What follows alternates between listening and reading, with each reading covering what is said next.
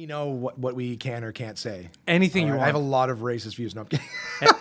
You're like, is it about the blacks? And then we can say it was the funniest thing. That's what Pete Johansson said when I interviewed him. At the very last thing he said as we were saying goodbye, he goes, "You're a lot less racist on the podcast." I was like, "You motherfucker!" I like that. That's so funny. Josh Williams, welcome. Thank you. Thanks for having me. How you liking Montreal? I'll be honest. So far, this studio is the nicest place I've seen in Montreal. Where have they put you? The roads have been all cracked. I was in an Airbnb. I was actually in a nicer Airbnb this time than last time. But the roads are all cracked. Oh yeah. It's melting snow and ice. Everything looks like garbage. But you know what? I complain about it a lot, and then people are like, he's just too close to it. That's why he's bitching. It's good to have somebody from another city be like, no, the city's garbage. Well, come to Ottawa. I'm not saying that there's anything. I love coming to Montreal. This is like Canadian Vegas. You can do all sorts of debauchery and shit here. I mean, as Canadian as you can, as Canadian Vegas as you can get, because they're still all right. We're still nice people. We don't shoot each other. Exactly. So take away Vegas without the mob still runs it just like fucking Vegas. Not as many homicides. Exactly. They just rob you here. Just a lot of money changing hands. Exactly. Suspiciously. Instead of pawn shops everywhere, it's poutineries. Yes. Do you know what I mean? That's what they have here. But you're having fun out of it. The podcast is great. Thank you very much. I appreciate the One Man Podcast. The One Man Podcast. The link is going to be in the description anyway. Oh, thank you. Make it easy on people. Just click. I like the podcast that the comedian can talk by himself for a long time. It's something I don't do that I wish I was doing. I love that because it's you're hearing their ideas, you're hearing their week, and you kind of get a story from them, and then you want to listen because if they said something like you when you were losing weight and you were doing all, I want to know the update. Yeah. I'm like, okay, now I'm invested. I have no news about that. But you know what I mean? Like, you get invested after and you want to know, like, okay, what's he up to? Oh, that's a fucking good idea. Let me try it. Let me do this. I always appreciate that. I'm going to try to do more of it on here, but it's hard because I like bringing people in and interviewing them. Well, I did that because I'm lazy, and I got good advice from other comics who were doing, one-man podcasts. I didn't know what to call my podcast, and I would doubt everything that I picked. So I just said, well, I just want to do one of those one-man podcasts, like just me, whatever. And every time I come up with an idea for a name, the first thing I do is go right to a web hosting thing and see if the name is available. And onemanpodcast.com was available. I go, are you kidding me? So I bought it and I go, I'm just going to call it One Man Podcast. And I take shit for that all the time because everyone's like, he's got guests and people. It's the only one man podcast with multiple people. And so I originally justified it by saying, well, the one man podcast in the week is me. If I'm interviewing someone, that's the one man being interviewed. It's all about them and the guest or whatever. And then I had two guests on one time and they're like, yeah, this is getting more ironic all the time, the stupid name. And I'm like, whatever. But I like how they take it literally. Like, oh, you can only have one guy on there. That's it. Yeah. I'm like, then don't listen. Right? What if you had an episode where you weren't there and you had a female comic? It'd be called, they exchange the name. Then I'm the one man. I'm the one woman comic. I actually made, back when I was dating my girlfriend, her, the way my logo looks, JW, well, she is, her initials were CM. Okay. So the J could be flipped, just curled a little bit. And then the three lines would be an M instead of a W. So it actually looked like that. And then instead of course, having like the bathroom male body, it was the female. And then I took it and made it pink instead of orange. And I just had a little spray paint font that put WO in front of the man. I'll send you the link of the picture. I think I still have it somewhere. Just so you can show how I altered it in case I was ever not available. I said to her, would you ever be willing to host it if I was sick or something? And then of course the image for it would be like, that would actually be cool. People would watch it. Like, look at that. I would probably still have to put my logo on it. But if I ever had a female guest, I might play around with that. I'd like to have several. I just haven't had the chance of crossing paths with anyone who's in town. Or whatever. You get a lot of good people in Ottawa, though. Oh, we get amazing people in Ottawa. We're starting to get more traffic because we're starting to get new venues. Excuse me. When the TD place opened up in Ottawa, we now went from having maybe like 1,000-seat theater to the only other option was like 22,000 at Canadian Tire Center. That's a big leap. Exactly. So there was the acts who were like, well, I'm not going to come for just a little theater, and I can't. It doesn't make any sense to buy this place for a night and then try to sell it out. Now that we have TD Place that'll do like 8,000 to 10,000, now there's that middle ground for people like Burr. He did TD Place last time he was here, which made more sense for him to do that instead of doing like 4 shows. Because I've never been to TD Place. Is it good for comedy? Oh, amazing. Yeah, amazing. Like it's a smaller arena. Okay. So it was good. But just to cap off that thing about the one-man podcast, it was suggested to me to do it that way. So the guys I listen to, Bill Burr, Paul Verzi, there's a lot of guys who just talk by themselves. All podcasts that I have on my phone. Yeah, exactly. Same here. They said to me that the reason they do it by themselves is because then you're not handcuffed to somebody else's schedule. So you got a podcast that you got to have out tomorrow, and then your guest calls you an hour beforehand and says, hey, I can't make it. you're handcuffed to somebody else's schedule. So the idea is you do one-man podcast, you do it whenever you want. I've had times where I've had to do it at 2 o'clock in the morning. You know, it's due the next day, but it's 2 o'clock, so I can just pull out the gear, record it, and then upload it. So they still get it on time. You know, it's maybe not my best episodes where I'm doing it exhausted in the last minute, but at least they have it. Versus I have a guest who's supposed to come at 9 p.m. It's for the next day. So rather than disappointing, everyone hopes, he's just talking by himself. It's like, no, the expectation is that it's just me. And then when there's a bonus episode or I have a guest on, then it's just a pleasant surprise.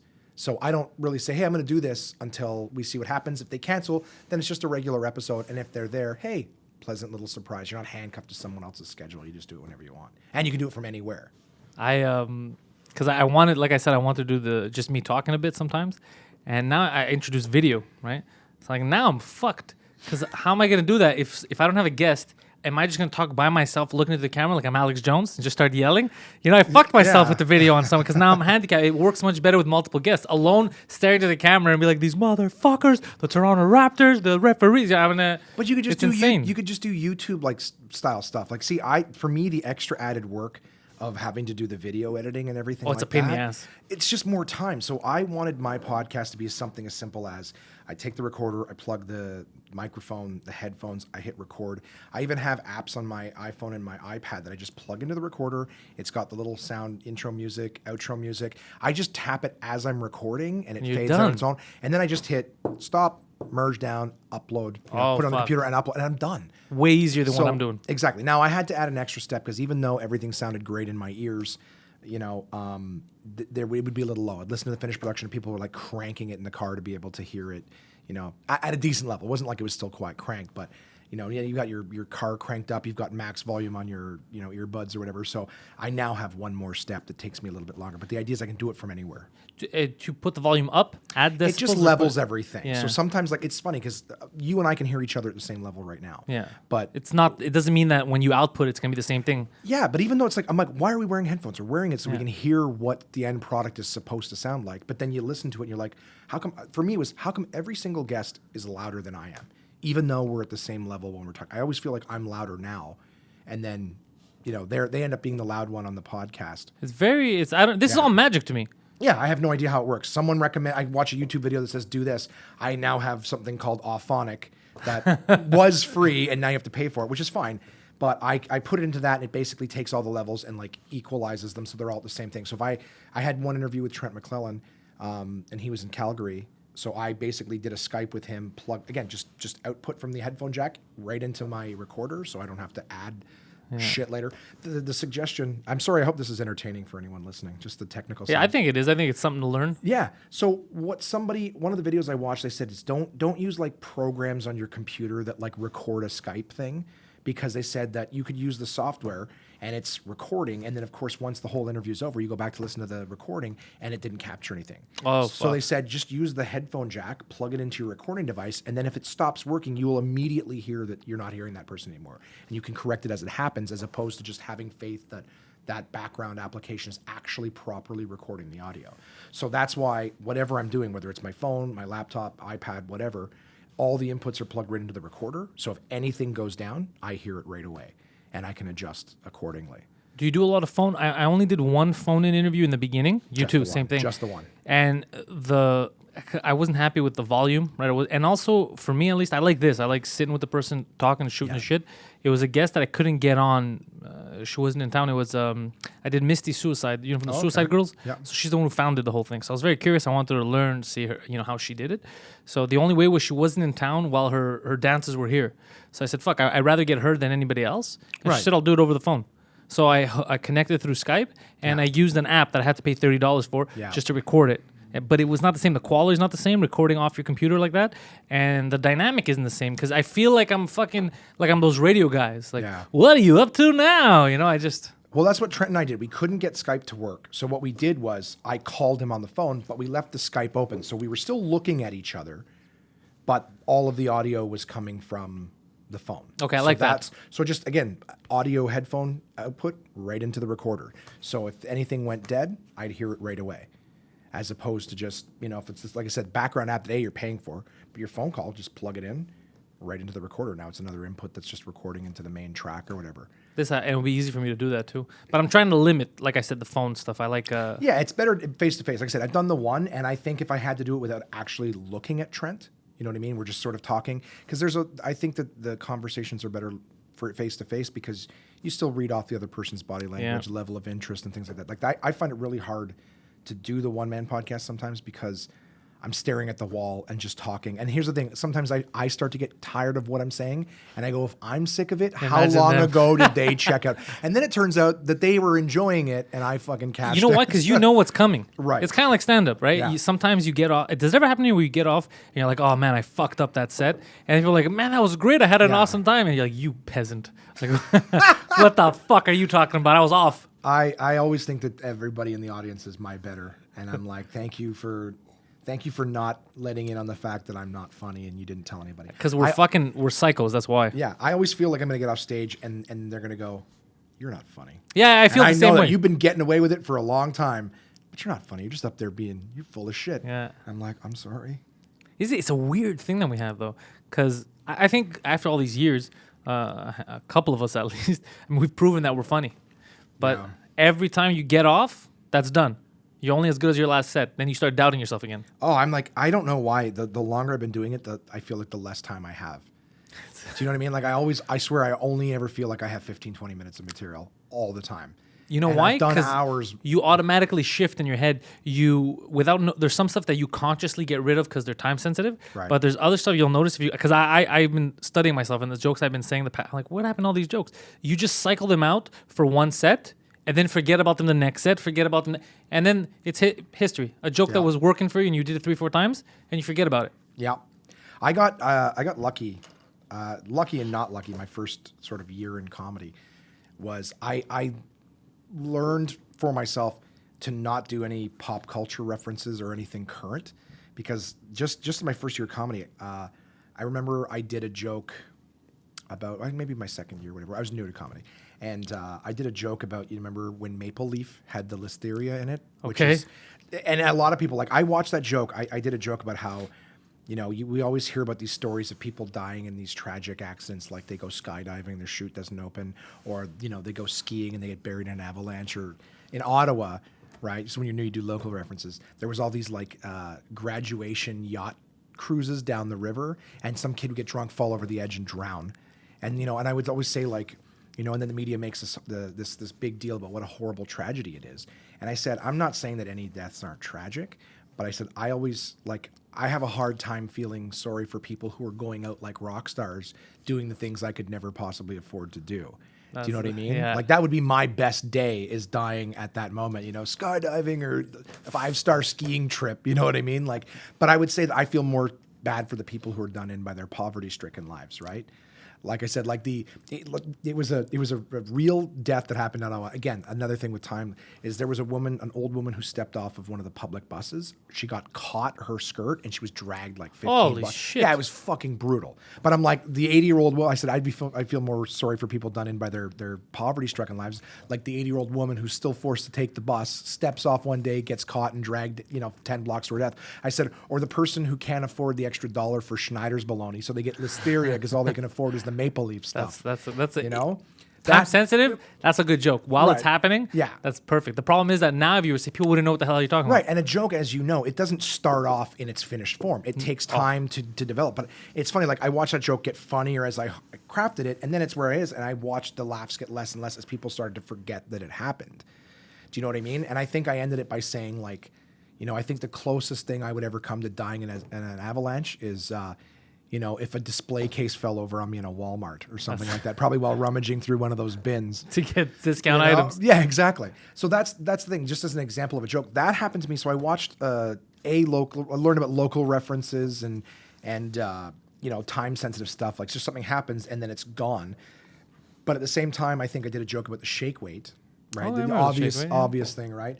But I did a joke. I think I worked on it for about a month, getting it to where I wanted. And the joke was basically something like, hey, it's an exercise, right? We all know what it looks like. And I said, it's supposed to strengthen the underarm areas, ladies, because that's a problem area for you. They said, I go, your silence tells me I'm correct. You're not protesting. But I would say some of you might have a tool like that at home. He might even be here tonight. Oh, that's funny. And it's not going to just strengthen your arms. It's going to strengthen your relationship. Just something funny. It's one of those like insinuating ones. And I go, oh, it only takes 20 minutes a day. I go, well, I only take 4. So take your pick. You know what I mean? So like that. But then what happened was at the end of that month, South Park came up with a new episode that had the shake weight in it. And not only does she use it as a jerk-off exercise, but it actually, what she learned using the shake weight, in fact, did save her relationship. So when I came into the club the next night, everyone was like, did you see South Park last night? I said, yes. The joke is gone. Yeah. The joke is gone. So I just took it as like, okay, cool. So I thought of the same idea that the South Park guy. So everyone knew I didn't lift it from South Park. But from that moment on, you can't. No one would ever believe it. They would go, yeah, we all saw South Park. You know what I mean? So it doesn't look that way. And that's how you got to be as a comic. So I learned that the more I start talking about things like, I mean, how many ShamWow jokes are there and things like that? You see something on TV that's pop culture, you increase your odds exponentially that someone else is writing the same joke. Yeah. Not stealing, but just writing the same joke because it's out there. 100%. And the same thing about time-sensitive things, references, stuff like that. So now in my act, I just talk about timeless stuff, what's going on with my life, things that I encountered, things that I saw, because at least it's not like, hey, what's the deal with fucking Donald Trump? Like, really? You know what you should do, which I'm trying to get better at, is if you're going to talk about Donald Trump or something, you use it to start off to do that little talk with the audience, get them on your side, and then get into your set. Don't put that shit in your set. Right. Let's say today something happens with Trump that everybody knows about today. I don't know, shits his fucking pants on camera, okay? I'm going on stage tonight. You're going on stage tonight too. You could talk about it in the beginning. You guys see that shit, and then you go with your set. But if you think, oh, that joke killed, I'm going to put it in my set, that's fucking insane. Because 3 weeks down the line, but what are you talking about? This happened. We don't care that he shit his fucking pants. Yeah, he's done 18 things since. Yeah, talk about it. But I see that a lot. Sometimes people go up and they do jokes that I know they wrote 2 years ago, and I'm just watching them, and I don't mind that because there's jokes you could do for fucking 10 years that work. But you're talking about an event that took place 2 years ago. Most of the audience isn't laughing, not because they're mad, but they don't remember the event. Yeah. They're like, when did this happen? I've seen comics spend more time, and I don't say this in a negative way, because like I said, I get it. Like I have jokes about my ex's kids where in the joke they're 8 and 5, and they're 13 and 10 now. Josh, do you know what I mean? One of my best jokes is about my nephew at 8 years old. Yeah. The kid's almost 15 now. Yeah, exactly. And that's what I'm saying. So even myself, like it's if someone asks me, because I can't write new jokes with their age, like, I thought you just said he's 8 and he's doing this joke about getting his first boner. Or whatever. Like, what? But I don't have a joke about that. But I'm just saying, like, so I've actually watched comics who have like George W. Bush jokes. Oh, and they've spent more time writing the segue to make sense as to why they're talking about that guy than just writing a new joke.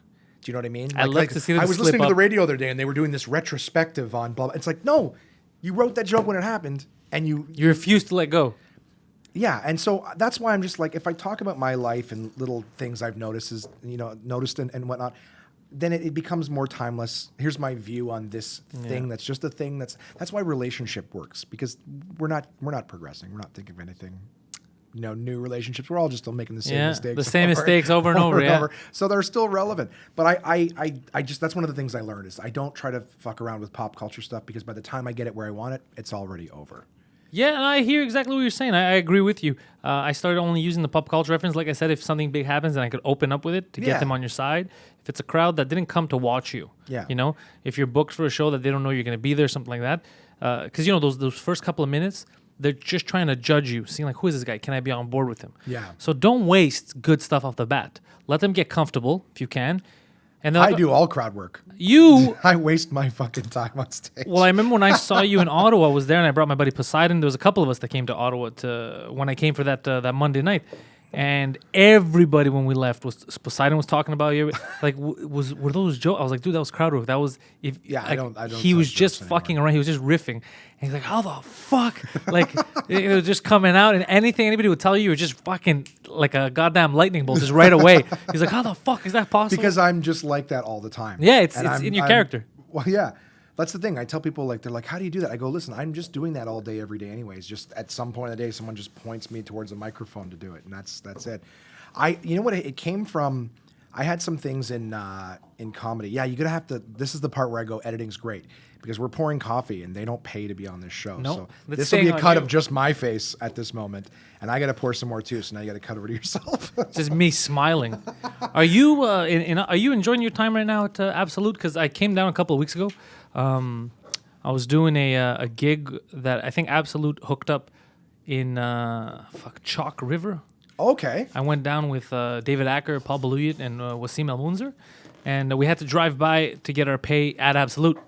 I was hoping to see you there, but you weren't there that night, I guess. Are you enjoying your time there? Because it was packed. When I was there, it was I walked in. It was Saturday night, and it was fucking. I mean, I am affiliated with them, but with no prejudice, I would say that my favorite club in the country. Comics come from all over North America, and this is what they say. So, can I stroke Absolute's dick a little bit right now?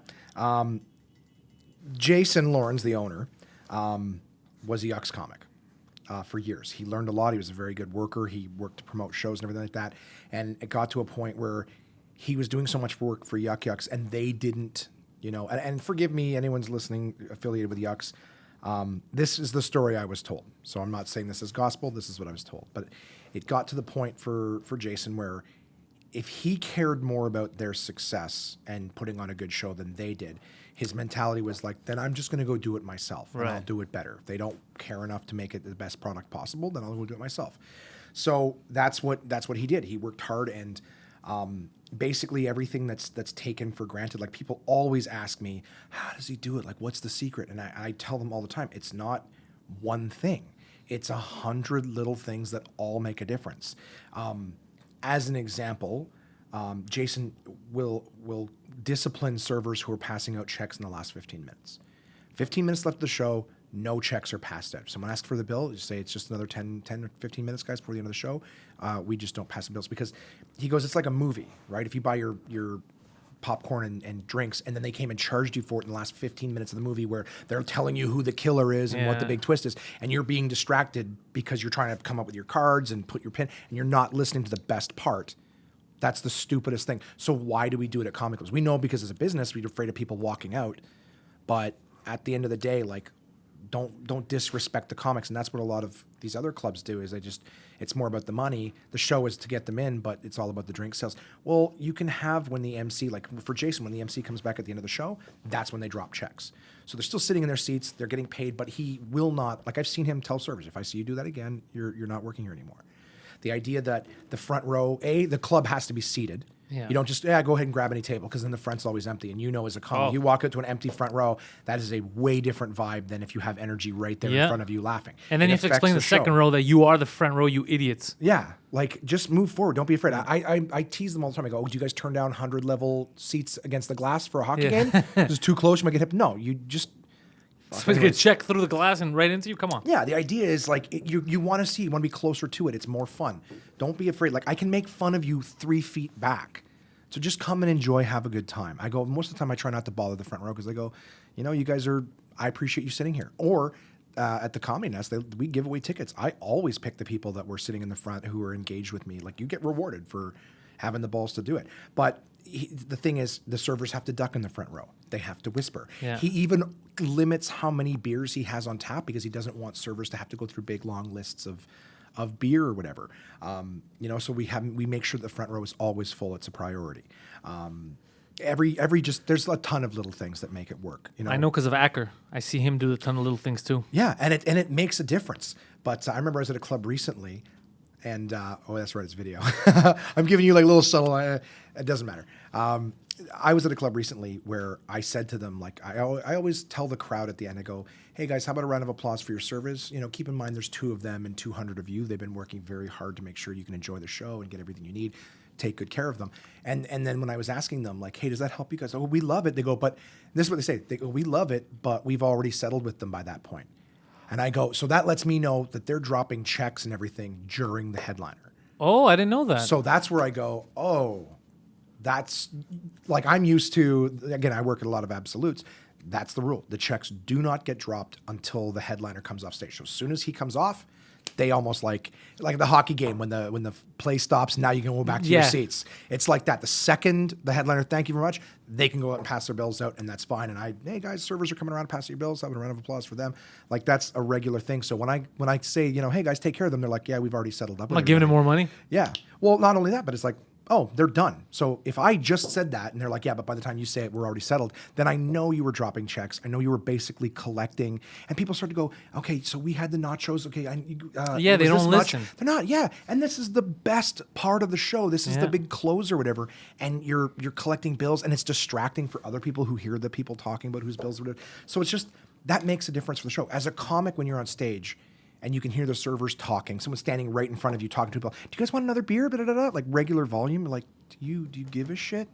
Because that's distracting for us, a person having a conversation. Right? Like the amount of times, it still happens occasionally with a new server, whoever doesn't get it. They came from a restaurant. There's never any need to be quiet. In fact, they're always competing with the TVs and the noise. Exactly.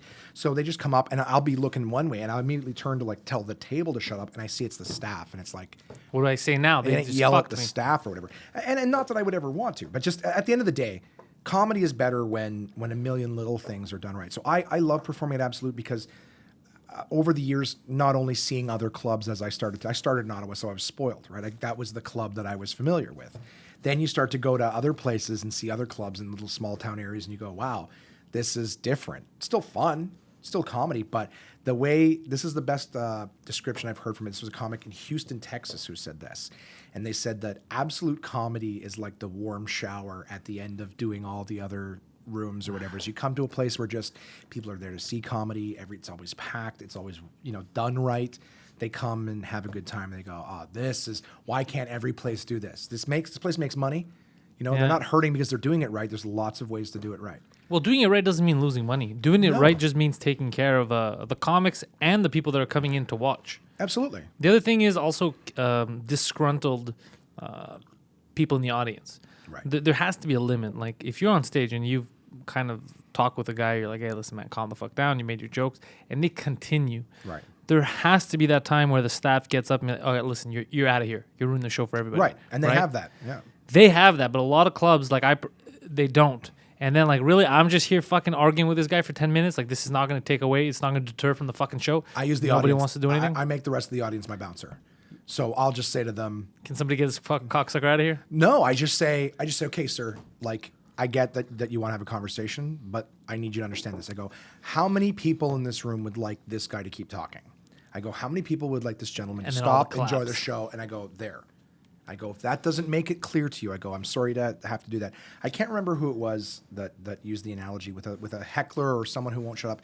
You kind of have to climb the ladder, they say. Like, so you start off with, no more drinks for this guy. Yeah. Just a funny little. Yeah, I never go hardcore in the beginning. I let it go up. But there's some people like, yo, shut the fuck up. And it's like, okay, you went top shelf right away. Because then they get defensive. Right. You have to chisel away at them. Yeah. And there's things like, okay, all right, buddy, I get it. You're having fun. All right, let's cut this guy off. He's done. And again, it's like, dude, keep talking. That way the bouncer can find you in the dark. You know what I mean? And then eventually, hey, dude, I need you to stop because I'm going to have to ask you to leave. Like, you're disrupting the show too much. And then eventually it's like, all right, someone get him the fuck out. Or if there's no bouncer, I go, this or that. But if I'm on stage, and I've never really had to do that. Maybe I'm lucky. I'm not trying to toot my own horn, but I've been lucky in the way that when I'm talking to the audience, I'm pretty sharp and quick. So not a lot of people want to engage with me. You know what I mean? Because a lot of them think that they're funnier, but then they hear how I've been talking with other people and are like, maybe I won't tempt fate. But the thing that they don't realize, spoiler about me and my series, I don't want to hurt anybody. Yeah, that's the other thing. I don't want to make anyone feel bad. Yeah. They see the image and they assume it happens to me too, where there's hecklers, right? Let's say for the opener, and I'm middling. It's happened to me a couple times at the Nest. And I'm like, oh, I can't wait to go out there. Say something. I will fucking bury you, right? Yeah. I get on stage and they're fucking silent. They're children. They're wet cats. They're just scared, right? I'm like, oh, fuck, okay. They quieted down. The fucking headliner, somebody else goes up. It's a fucking shit show again. I'm like, go, do it to me. Do it to me. I want it. I'm asking for it. But I guess if you go on with too much of a, like, this guy's going to fuck around. Let me stay quiet. I don't want to get made fun of. Yeah. This next guy seems nice. Let me attack him. Because that's what they do. They go, the nicer you are, they want to fuck with you. Yeah. They don't want to, because they're scared of you're mean, because they don't want to get embarrassed around their friends. And it's happened to me a couple times at the Nest where I'm hoping for it. I'm like, oh, I'm going to fuck them up. They're quiet. Like, oh, they learned their lesson. And then it goes right back to And then it. headliner's like, what the fuck? I was like, well, they didn't do it to me. What do you, I can't randomly be like, I'm assuming you're going to be a shit fucking... Even if he did, like, the part of me is like, I would hate... It's funny. Over the last few years, I've been reading more and more stuff about, like, enlightenment and anger and everything. Cobb? Well, it just... And the thing is, the more I learn, the more, like, empathetic it makes me, and therefore less angry and less funny. Like, the funny really does come from the anger, the frustration. Yeah. And so, like, there's no part of me, like, I don't know what's going on in that person's life. Do you know what I mean? That. So, like, and the old me would be like, hey, fuck you, you're ruining the show. But the new me is like, I don't know what's going on in your life, and I don't know why you're doing this. So the last thing I would want is, like, let's just say you're speaking out because you're drunk, and maybe this has been the worst week of your life, and this is just how it's coming out.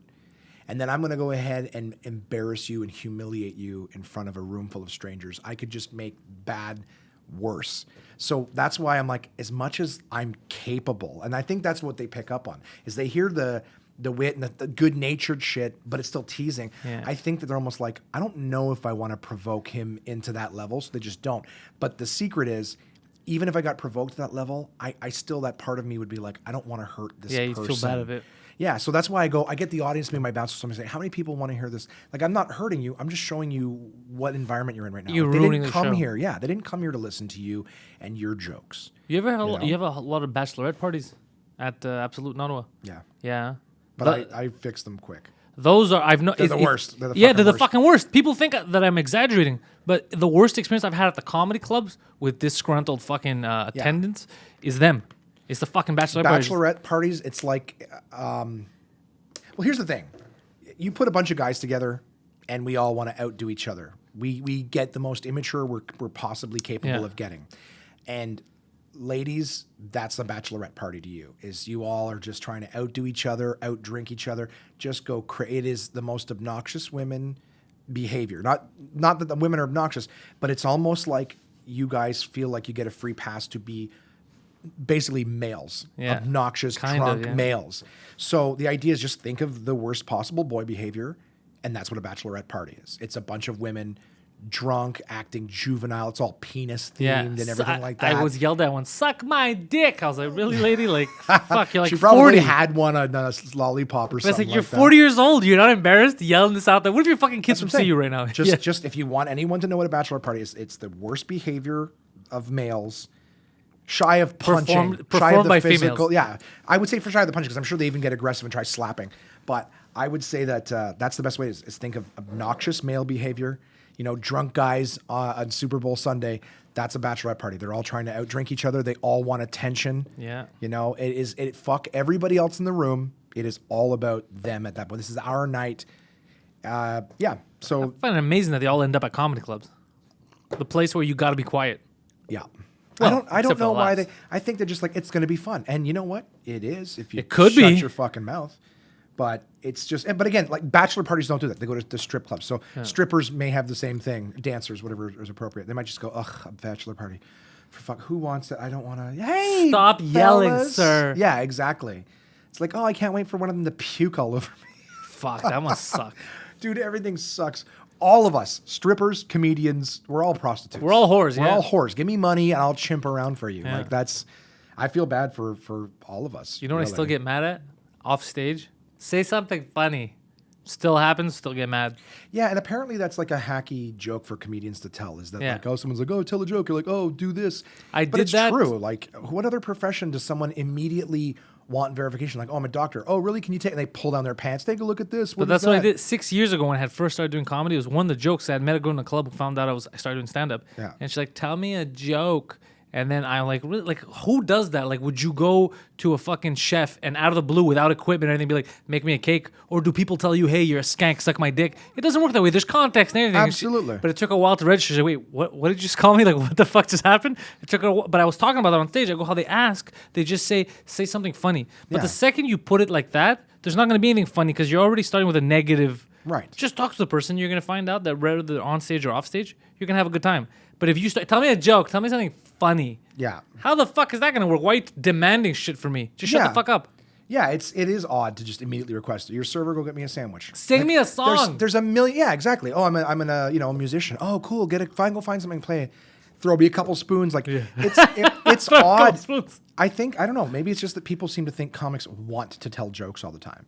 Yeah. Do you know what I mean? I think we it's don't the have movies. we don't have knock jokes and stuff like that. It's not like, oh, tell me a joke. Okay, so there's 3 guys, right?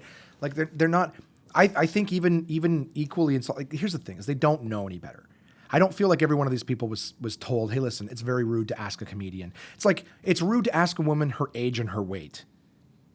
You know, these are things that we learn eventually. You should have. My buddy's restaurant his club gets closed down all the time because it refuses to do it. That's why he's got to start carting these bitches. That's what. Exactly. So the thing is, like, you'd think that people would just at some point, like, it's impolite to ask somebody in their profession to immediately do something in their profession. Like you're asked a dentist. You just meet him. Hey, I'm Steve. I'm a dentist. Just take a look at this. What do you think? Yeah. Can I keep this canine or I gotta get rid of it? Anything that someone does. Why are we the only profession? As soon as you say you do this, you're like, oh, do it for me right now for free instantly. Like I think it's because of film. I think it's because they see these hacky cartoon versions of comedians who are just like these slapsticky. Whoa, what's happening, everybody? And they're like, oh, that's how these fucking weirdos are. Yep. And so they just assume this is what they want as well. They just want to tell knock jokes and make us happy. When in reality, we just want to be left alone. Yeah. I now fulfill my attention needs through comedy. Now I want to be left alone Exactly. in my spare time. Leave me alone. It's funny too. The only thing that I find that bothers me more than that, but again, it's an innocent thing, is after the show when someone comes up to you. First off, I love so for listeners, I'm going to give you a free nomenclature thing. We don't do skits. We don't do sketches. We don't do sketches. I love your sketches. Here's I something. hear that. Yeah, here's something for your skit. Your sketch. I'm Your like, you just skit. put skit and sketch together, and neither of those are things. We do a set, an act, a performance. That's what it There's is. bits within it. Yeah. So you show. So yeah, if you go like, hey, here's a bit. But the thing is, someone comes and go, oh, here's something you can use in your sketch, and then they tell you a street joke. So, and for anyone who doesn't know what a street joke is, that's so a rabbi and a priest walking, like any of those jokes that no one really knows where they came from. They're not. Those are called street jokes. I'm gonna say that on fucking stage. You know how fast I'm gonna get fired. Yeah, exactly. So, but the idea is, you just heard me up there talking about my life and things like that, and then you come up to me after, so here's one you can use in your sketch. Like, A, you didn't write it. B, is that what you think I do? I'm up there just telling, like, did you hear Jokes me that I tell picked any? up? Yeah, did you hear me telling any street jokes when I was up there? So I think that one, again, they don't know any better, but I think that just the idea that again, I'm a comedian. You didn't hear me tell any of the jokes. Do you think I've never heard them before? Like, if someone just came up and said, hey, let me tell you a joke. Okay. I'll listen. That's fine. But the idea that you're saying it to me so that I can use it, like, oh, thank you. It's insulting. I never thought of stealing shitty internet jokes and then just getting paid. Like, is that what you think I do? I just tell internet jokes? I'm gonna start doing that at like nice restaurants. Hey, bring me the chef. You're like, here's a recipe. Here's a recipe for you, buddy. You can thank me later. You just give them the website. There's a bunch on here. You're Yeah. welcome. You're welcome. Yeah. All those I can't believe you tired didn't know about nights of this. testing out food combos. You're welcome. Hamburger helper, dickhead. Yeah. Yeah. Oh, how funny would that be? I'm like, you go into a fucking bakery and you just give them a box of Betty Crocker. Way faster. Yeah. Way faster. Here you go. You're welcome. So stupid. What are you gonna give me? Yeah. It better be jokes. It better be street jokes. It's Just tell fucking me. ridiculous. But it's part of it. Here's the thing. Everybody. This is the thing too. It happens in retail all the time, right? Because I'm a stand-up comedian in Canada. I've worked a lot of day jobs. Oh yeah. And the thing is, in retail, working with coworkers are like, can you fucking believe these people don't know? It's like, yeah, dude, you do this every single day for 8 hours a day. Of course you know that. You're trained on it. The customers don't know. They walk in the door. They're not focused on that. No, they don't know your operations policy and why. Can you believe people think that? Yes, because they're not trained on it. Right? So we all have things like we live and breathe comedy. So yeah, of course we know the nomenclature and we know the etiquette and all that stuff, and they just don't know. So again, this is part of the being more empathetic and not angry is like just, I swear to God, happiness is the cure to stand up. Because as soon as you're fucking happy all the time, like that's the thing, happy people aren't funny. When people are like, why are all these comedians killing themselves? I'm like, because we're fucking unhappy. But you know what's crazy is that I try to be happy most of the time. But when I'm on stage, I only talk about stuff that pisses me off. Yeah. On purpose. Because if I talk about stuff that makes me happy, I'll just go off track and just talk about it. There's nothing funny about it. So I'm like, focus on what gets you pissed off. Because they understand. They understand drivers. They understand airports. They understand dealing with fucking customer service. They get that because they go through it too. Talk about that. If I just talk about how much I love my dog, and be like, yeah, okay, that's nice, bro. But are you gonna kill it? Like, what's and that's the thing is in getting upset and frustrated about it is what turns it over in our head over and over and over again. And the thing with comics, and I've said this before on my podcast, is that comedy comes from the cynicism of looking at something, being critical, turning it over and over and not being able to let it go because it's just so frustrating and angry. Like it just happens to the point where you're like, so like the dog being, I love my dog, but he does this and that pisses me off. Like the humor comes from the criticism. So when people are like, why do comedians kill themselves? Yeah, we're not happy. But here's the thing. When you see us in public and you're talking to us, you're like, oh, I thought he'd be funnier.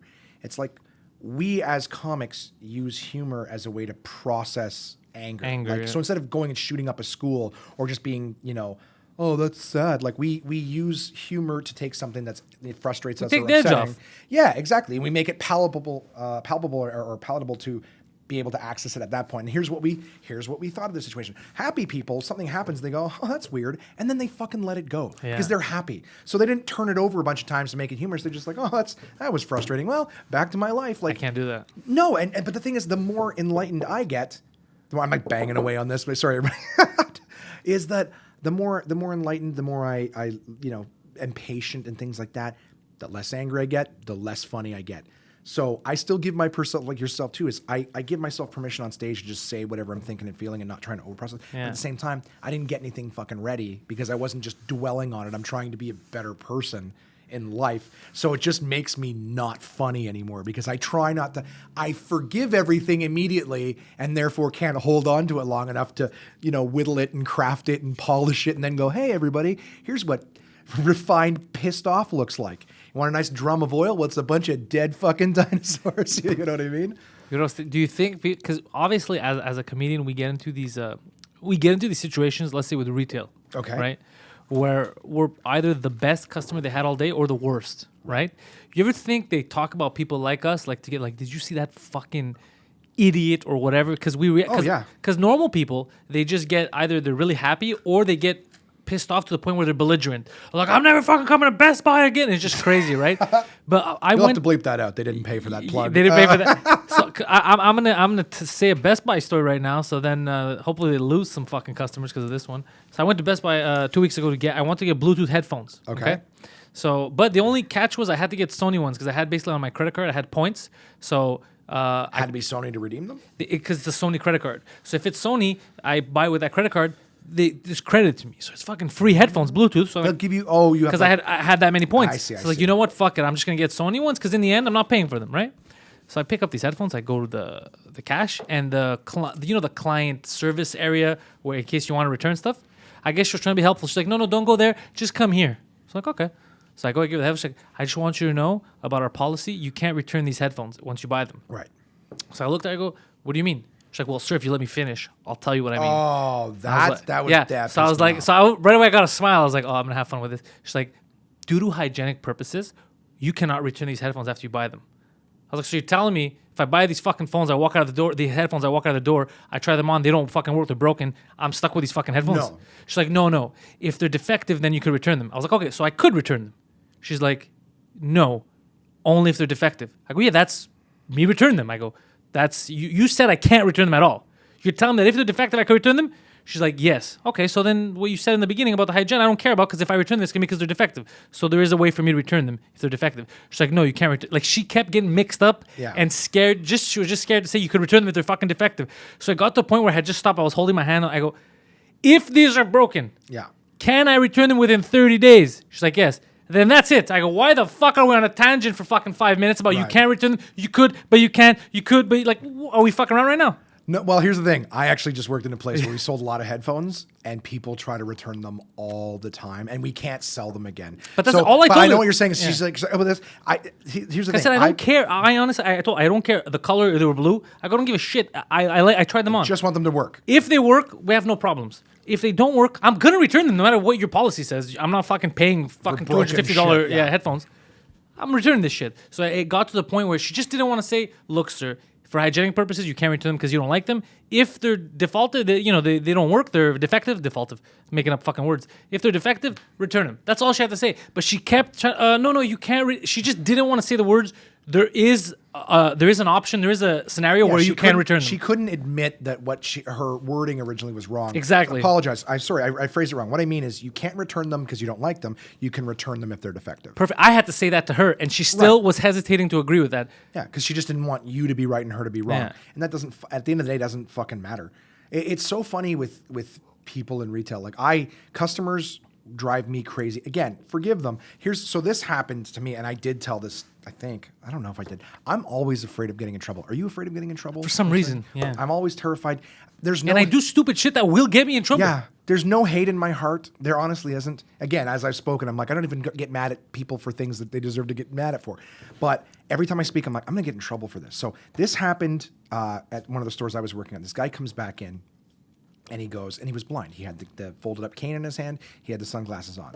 That, or he was fucking with me. But he said, do you know how to calibrate a Sony TV? And I said, my first thought is, no, I'm afraid I don't.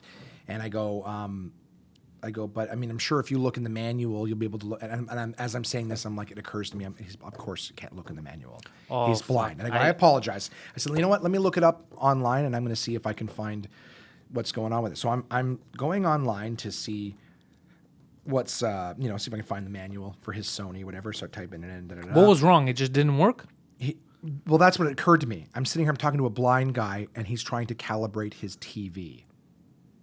Yeah, like, is it audio? Is it the audio? I'm that's what I'm assuming. saying, but he's talking about calibrating the picture. And he goes, and no, I don't. But here's the thing: he's wearing the sunglasses, so I can't even read his soul by looking him in the eye. So I'm typing it in, trying to pull it up, and Did you know he was blind because of the stick or because of the stick and the sunglasses? Well, the sunglasses. I profiled some people him. wear sunglasses at night. Oh, it was the folded up, like the one that you break up, and okay. it was.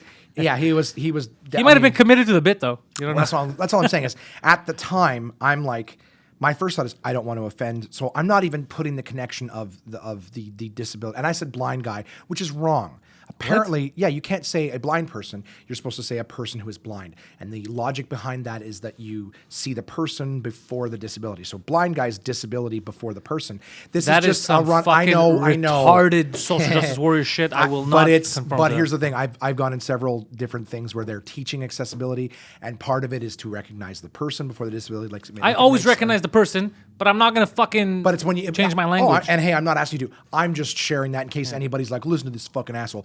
I apologize for saying blind guy. It was a person who was blind. I'm aware of the right way to do it. I'm just a piece of shit. So I like the blind. I'll tell you why. I can never live like that. I don't know how the fuck they do it. That's the most powerful people on the planet. And they get to enjoy music more than we do. Yeah, obviously. Because it heightens the sense. Oh, I have a story. Wait, I want to hear this. I want to hear what's going on with the fucking TV. I'm at first I'm going like, so it makes me think about the manual. I go, if you look at the manual, you probably, and then I go, oh, blind manual right away. And it's not until I'm halfway through searching, trying to find an online PDF, so I can read it to him and tell him how to do it. He's not going to remember I'm halfway through, and I go, wait a second. What's the issue with the television? Why are you trying to calibrate it? And he goes, the picture's a little blurry. That's your eyes, bro. But I'm in a fucking uniform, and I can't say that. So I'm just staring at him into these sunglasses. Don't know if he's looking at me. Don't know if he's looking at me. I go, dude, I'm a comedian. Do you know how much you're messing with me right now? Like how much I want to say? And he's just staring at me, says nothing. And I go, are you fucking with me? I just go, you know what? I don't know. I don't, like in my head, I'm going, you know what? I think I might know what the issue is. You see, you're a way better person than I am, because I would have been like, let me ask you a question. Are you blind? Just out of curiosity, are you blind? No offense. And if he says I am blind, the smartest thing, and I didn't. Oh, but mine would have been if he said, yeah, of course I'm blind. I'd be like, well, there's the problem, sir. Yeah, you need to calibrate something else. It ain't the TV. And the thing with, exactly. Maybe you could take your head into the shop and get it tweaked up a little bit. Them lenses tightened. I don't know. You think that was his practical joke time? He's like, let me fuck with the seeing. Well, he got the best person for it, because now my coworkers would have spent 40 minutes trying to find a way and what ended up happening is I couldn't find the manual for it. And I said, I apologize. If it's defective, you can bring it back in. I go, your best bet, truthfully, might be, because I really couldn't find the manual for it. Or even the 1-800 customer service number. I think what I was looking for was the customer service number, so he could call them and have them walk him through, the calibration. But I was just, as soon as he goes, the picture's a little blurry, I was just stopped looking at the monitor and looked at him and was like, dude, do you, like, I'm a comedian. Do you know how hard this is for me right now to process and not say anything? I said, and he just stared at me, and I'm like, not kidding. I didn't get a little slight smirk or something, so he gave me nothing. So I'm like, all right, well, now I'm not going to get in trouble for saying that, because he clearly didn't pick up on it. Right. But I'm just like, I don't know how to help a blind guy clearly see Was he his blind? TV. I have a follow-up question. As soon as I said the thing, I'm like, oh, you can look in the manual and then read it. And then I went, oh, and he started to nod. Like, yeah, of course that doesn't work. I'm blind. How am I supposed to look in the manual? And of course, I'm like, yes, of course. Not thinking, oh, the piece of technology that you're complaining about is a visual one. You know what it might be? And you're complaining about a blurry image. Two things. One, does he know he's blind? Or two, someone described what 4K looked like to him. He's like, that's not what I'm seeing. That's not what I'm seeing. This is all darkness. It's like, because he's hearing stuff on the news. He's like, there's so many, white supremacists are beating up black people. He's like, all people are black people. What are you talking about? But, no, or it could have been his roommate or somebody he lives with who could see. He's like, fuck, the picture's blurry. And he's like, you're working tomorrow. I'm off because I'm blind. I'll go to Best Buy or wherever it was to figure this out. That could have been the other issue. There's so many but things. He had to say, like, listen, I'm blind, so I can't tell the difference. However, my roommate says the picture's blurry. Do you know why this could be? Instead of the picture's blurry, you're like, yeah, sir, all your pictures are blurry. Yeah. It's just one of the, and that's the thing, like right now, such a scary time. Because look how many people like daily are thrown under the bus for just saying. Yeah. Like, I guess that's the thing that's frustrating and scary for me the most is that it doesn't matter what your intention is anymore. Like it's just, and there's so many people out there who are going to say what your intention is. That's the worst. Yeah. So I don't know. I like having conversations with people. I like learning and seeing other people's perspectives and whatnot, but it's such a hard time to have an opinion or to even just to share a thought. When I was talking with Pete Johansson, that's what he said. He goes, right now, people need to be able to make mistakes. Always they need to be able to. That's how part of you life. learn. Yeah. But right now, it's like one you. mistake fucking costs you. So people, and that's the thing, when you're afraid to make a mistake, you're more like what you fear you draw near. So you're more likely to fuck something up and, walking on eggshells all the time. It's like people are, well, we're improving our vocabulary in a way. It's like, I don't think so. I think we're just all really scared to talk. Everyone's terrified. The language is more sterile and diluted than ever. Yeah, I don't like it. I don't like the policing of language in the sense of people. Everything now is an extreme. So if you say, I don't like the policing of language, like, oh, so that means you believe in racial slurs and no, that's the extreme. Right, but that's someone else saying your intent too. Exactly. That's what I'm saying is I don't want you to take, for example, if I say a blind guy, I don't want you to take that as, oh, he doesn't like the blind. That's not the context in which I'm saying it. This is how I learned the description. Yeah, we've heard the person who's blind, the blind person. Yeah, blind person. Yeah.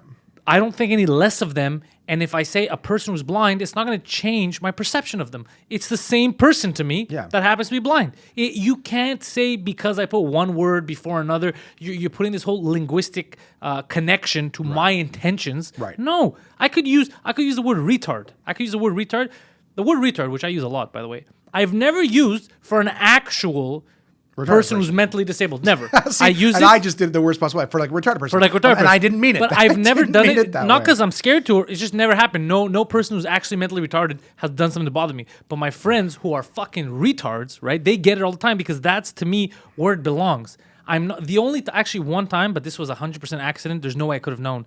I was waiting. You went to the Eaton Center. I don't know if you checked it out downtown. No, here. Oh no. They have a big mall. It's a huge food court, and I was waiting behind. There was like 3-4 people. And I was just agitated, right? I was like, oh my God, move. Like, I was waiting for them to throw the food. I was like, what are you, fucking retarded? I am not joking with you. Like it was a fucking, on TV, like some kind of a fucking sketch. Just slowly turns around. Turn around. They had shirts, everything. It was like a school or something. I felt. The shirt says, please don't ask if I'm retarded. I wanted the earth to open up and swallow me inside. I was going to cry. I was so embarrassed. Yes. I was like, oh, and the teacher's looking at it. And I was like, oh my, how do I get out of this situation? And I just held the tray with me, went to another thing, a little bit down. I went to another city. So walked out. I was like, this is the most embarrassing fucking thing. Because they heard me, because I yelled it. People heard me. Oh, yeah. Saw me. Nobody attacked me or anything, but they all looked like, what a fuck. Because to them, it seemed like I knew what I was saying. Yeah. I knew that the person was, I had zero clue until he turned around and I saw the rest of his friends. I was like, oh no. And that's how you know you're a good person is like, oh no, I never would have called somebody never. And that's the same with me. Is like That's the closest I think I came to fainting ever, because the embarrassment. I remember when I was, I'll tell, so I don't think I've ever shared this story before. I just remember, like, this was me. When I was young, I got bullied. My mom, I was raised by a single mom in Ottawa, and Ottawa's bilingual because it's right. Me too, but in Montreal. Quebec. Yeah, so we were Anglophone. My mom wanted my brother and I to have as many opportunities as possible, so she sent us to a French immersion school. She's like, English and stuff at home, but you should learn French if you're going to be it too. So we went there. But the thing is, the school we went to was all like upper middle class kids, two parents, two incomes, whatever. Oh, boy. And my mom was single mom. She actually, not to get too far into it, but the idea is I'm actually even starting to forget the point of why I started saying this. But It's about retards. was it? We were talking about. Oh, yes, I remember. I apologize. We got bullied as kids because we were the poor kids in an upper class, school. So the idea was I got bullied a lot. I got picked on a lot. So I knew what it felt like to be the bullied kid. And the thing was, I remember one day at our park in our neighborhood, so a lot of lower income people in our neighborhood. I remember one day they were doing like, I don't know if you guys have it here, but in the summertime they got all these public parks with the pools. And the pools, whatever. And they were doing like lifeguards were doing a barbecue that day. Yeah, they do that here too. So the one of the lifeguards came out with a bag of charcoal briquettes and put it down. And this one kid went, "Oh, can I have a cookie?" I go, "They're not cookies, you fucking idiot. They're charcoal briquettes." And just the look on his face, like it was done. I didn't say anything else. But the look on his face, it wasn't even that bad. But you felt, because you saw how he took it, you felt terrible? At the dinner table that night, like it stuck with me. At the dinner table that night, I burst out crying. I burst out crying because I knew what it felt like to be picked on. And I didn't mean, obviously, like when you correct somebody else for making a mistake, that's an insecurity in yourself. If you know what happened, you understand the mistake they made. I regret inviting you to this podcast.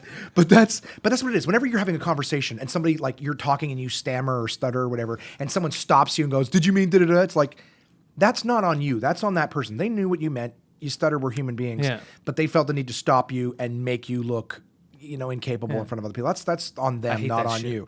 And that's the thing. In that moment, that was on me. That wasn't on that kid. But I burst out crying. And at the time, I wasn't thinking that. I was just thinking, man, I hurt somebody who didn't deserve it. Do you know? I don't think anybody really deserves to ever be hurt. But I'm just like, but that's the kind of person I am. There's no part of me that would ever want to hurt anybody. Yeah. And so that's the thing is if I say something stupid, like just right now when you were saying like I call my friends retarded, but I would never call and I was like a retarded person and I didn't mean it. But that's the whole thing. And you're like a person who's mentally. So you were actually better person in that linguistic moment. In that moment because I was thinking about it because I was talking about it. Right. But it doesn't mean anything. Like it doesn't mean that in the context of I wasn't expecting it. I wouldn't say something stupid again without the intention of hurting somebody. That's what people don't understand is that you can't just take up a word, look at its definition, and be like, this is what this guy means by that. Yeah. In social instincts, because if I'm writing something, it's different. I have time to sit there and write something, and I'll write an essay. And if I say retarded, I probably mean retarded and this and that. But if we're just shooting the shit in conversation, we'll say a lot of dumb things. Right. Or even words like if you're talking about fucking race and you're talking about somebody said and you repeat, you're like fuck man, and then he called him a nigger. Right. You're clearly not calling. You're not.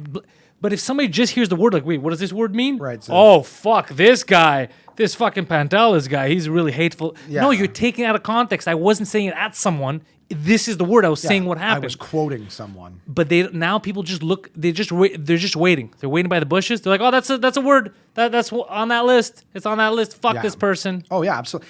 And it's really tough. Like, the thing is, if you look at it, this is how I look at it, is when you're with a group of friends, everybody's busting each other's balls. They're calling names and everything like that. Especially with comics. If people fuck yeah. If you're good with a comic, if it's your friends, like imagine if it's me, you, and another two guys that we know well, and we're in the green room. That is the worst place to be for anybody, except for us. We're gonna have a great time crying. Gallery. But you're gonna hear the worst of the worst. You're gonna be like, how are these people allowed to be in public? Oh yeah, and the thing is, but here's the thing is and it's the same reason why it's a comic you know or someone you don't know is that if you're with a group of friends, everybody knows the intent. Exactly. So that's the part where people can say the worst things to each other, and no one's like, "Excuse me, you can't say that." They're like, nobody says shit because you're all friends, unless somebody uses one of those quote unquote trigger words. I love that now we're coming up with new ways of categorizing things: mansplaining, trigger words. What's another one? I don't know. I was told what mansplaining was. A woman explained to me, a female comic, about last month because I kept hearing the word, but it never clicked on. What is that? It means condescending, but only men are capable of it. Exactly, which I thought was bullshit. Then I had the argument. I go, "What do you mean?" It's like, "Oh well, if it's something that the person knows, but then you act like you know it better." I go, "Why is it called mansplaining?" "Oh, if you're a man." I go, "So if I'm being condescending, but I'm a woman, is it still called mansplaining?" And they're like, "No." I'm like, "Oh, then this isn't fun." There's already a word that means that's genderless. Aren't we in a genderless society now? Yeah, it doesn't. So I was like, wait, so what it's the fuck basically is this? just a way of making us seem like the worst sex. It's sexist, but it's sexist towards men. And I'm not trying to be that white male we're victimized. Look, I don't care. I said this last night chatting with a group of people who came to the show, and it was a wonderful conversation. And I swear, every minority and gender represented at that table, which was just fucking good. It was great to have a conversation where everyone Minorities, was included. also known as undesirables. Hey, Montreal has different customs. But it was nice because we had a conversation where I just said, look, I get that white males have been, have had the good seat at the table for a very long time. And I think that I'm big on equality. And I mean, Yeah, I mean same. equality. I mean real equality. Yeah. You know what real not the pendulum swinging the other way. You know what equality means to me? You know what it means to me? If it's you and a comic who, whatever you want, a comic that's half fucking man, half bunny, okay? Yeah. We put you both on stage. That bunny's funnier. That bunny gets a spot. That's what, not you're funnier, but that bunny's been through some shit, so the bunny gets a spot. That to me is not equality. That's some fucking bullshit. I want the better person. That's what I tell people. So this whole thing of, well, you don't have enough women on the show.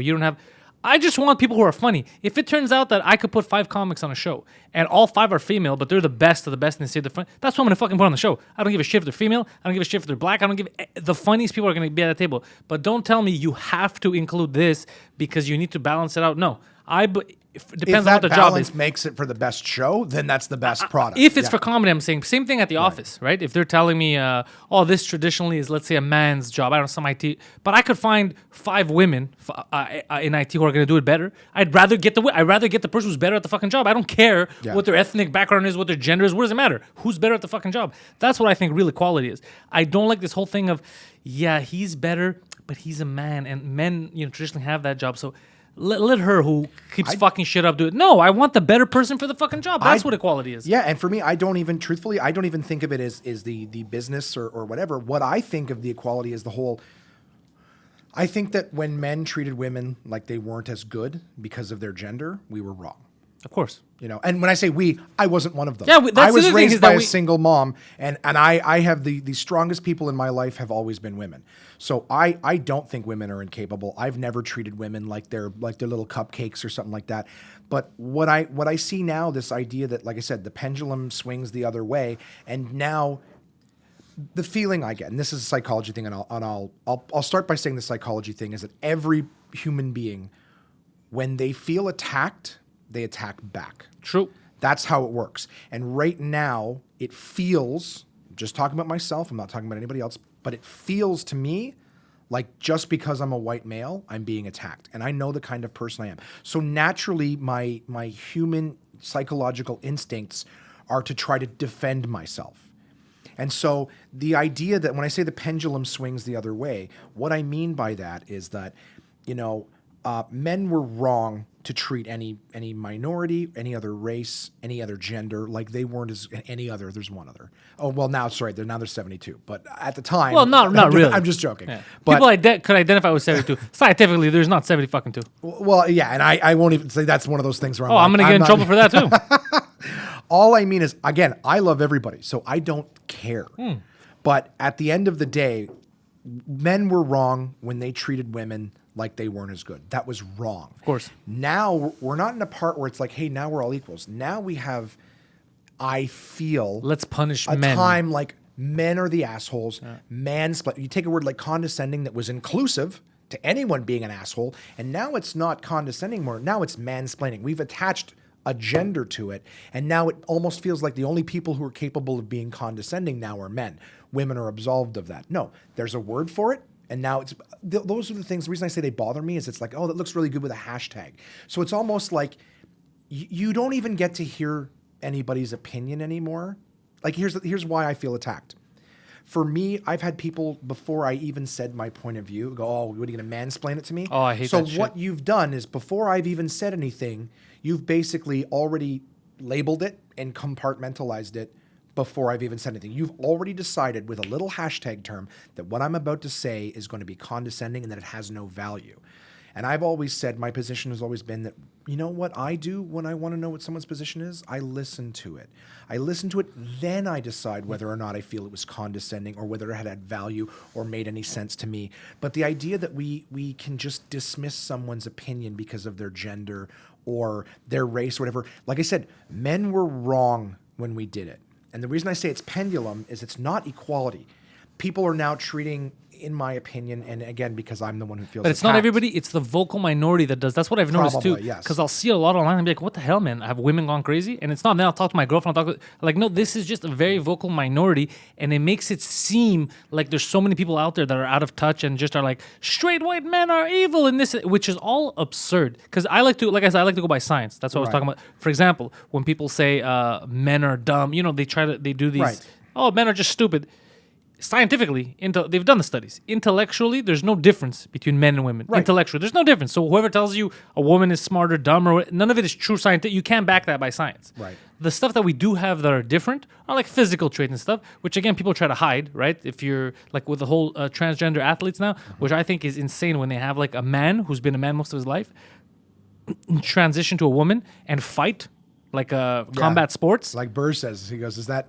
His quote, not mine, is like, is it just me or is that a dickless dude beating the shit out of a woman? He fucking, just the way he that said is exactly it. That's because I see, I'm like, this is how can you be like, oh no, that's equality. How is that? That is a man beating the shit out of that woman. And they're like, no, we're all made the same. Women could do, I'm not saying women can't do it, but there's different categories, just like in sports, there's different divisions, right? There's a boy and I'm a man. He can play in his hockey league. You're not going to make some 12-year-old play against me because if I find him in the boards, that kid is not going home again. Yeah. You know? It's just physical. I'm much bigger than that kid. It's the level of there's a certain level of denial that exists in it. Right? When I was talking about the pendulum swinging, is if I'm this is what I said last night with the group, and they all seem to say, man, it makes sense. That's, you know what, that's actually a classic thing people do in discussions. When you say that other people agree with you, it's almost like you're validating your point before you've even. Here's the thing: other people think I'm right. That's, you know what, that's unnecessary, and I apologize for doing that. But in saying this last night, I said I have no problem if the discussion is men had it good for a long time, you had the best seat at the table, and now it's not your turn. Now you sit down, it's someone else's turn. I go, that makes sense, and I can live with that because that's at least honest. So now that we're the ones being told that we're the pieces of shit and everything like that, and we're not as good because of our gender, I go, we had our turn. You know, first 30 years of my life were, you know, I was a white male, I had it made. Now it's not my turn. And that's fine. I can live with that. What I don't like is the pendulum swinging the other way, it feeling that way, and we're calling it progress. Yeah. It's not. It's you can't not. You can't just throw someone else under the bus. Like ladies, at least ladies with that perspective. When men did that, we were wrong. So if you're And doing if you're it's also doing wrong. that now and saying that we're the bad gender and we're the ones with the, you're wrong. All right. If we want progress and equality, let's grow together. Let's not attack the other side, because that way, and same with men who are attacking women and the piece of shit males who are still trying to make women feel like they're not as good. You know what? That argument about how men are physically stronger. Okay, some of them. But women have a higher pain threshold than men. Obviously. So there's things that women can do that men can't, purely based on their physical ability to absorb pain and withstand pain. There's lots of things. Like basically, if you look at a perspective and try to make an argument on it, you're going to find something that backs up your case. But the idea is that if we really want a better world, and here's the real secret: if we all get along, guys, the world doesn't exist. Conflict and things like that are what drive society. So you're already chasing something that's never going to happen. I think here, especially where we live now in North America, it's the best that it's ever been in terms of equality for opportunities. Because in reality, you're going to find a few people who want to stop you because you're Greek, because you're black, because you're this, because you're that, but it's few. Most people don't give a fuck. People just want the person, like I said, who's best for the job, the nicer person. They don't give a fuck what you are. This complex that we have, I've gone into arguments about white guilt. Okay. But in America, I got into this argument in Los Angeles. I said something, and then somebody's like, wow, I'm surprised. Like, don't you have any white guilt? Say that. I was like, first of all, I'm Greek. So I feel zero guilt for anything that you're fucking talking about because my forefather had nothing to do with fucking slavery in America, you idiot. I'm from okay? my family's from Scotland. Yeah, What did we do? Yeah, so I have We nothing were to do England's with it. bitch for the longest time. Like, Yeah, you're the person who's wrong right now for just assuming that you saw my complexion and you're like, oh, you're this. I have nothing to do with Anglo-Saxon. Nothing. I'm nothing. You could get mad at me for other stuff. You know, you could get mad at me for fucking making Anal. for anal. You can get mad at me for a teaching lot of you guys. women who are sore walking funny. They can blame you You for can blame that. me for that. But I was just so shocked that they're trying to make me they were trying to make me the bad guy in that conversation. I was like, fuck, you're clearly the asshole. You just misconception and then didn't want to admit it. No, it's the same thing. All white people are like, get the fuck out of it. You can't make me guilty to feel guilty for something I had nothing to do with. Well, that's the same thing too. Like personally, I didn't have anything to do with slavery or oppressing women or anything like that. I didn't. And that's the problem, is that we're still drawing lines. We're still putting people into boxes. This person is that person, this and that. Yeah. And that's why it's not getting any better. And guess what? All the while, everyone's being attacked. Everyone's attacking back. There is no progress.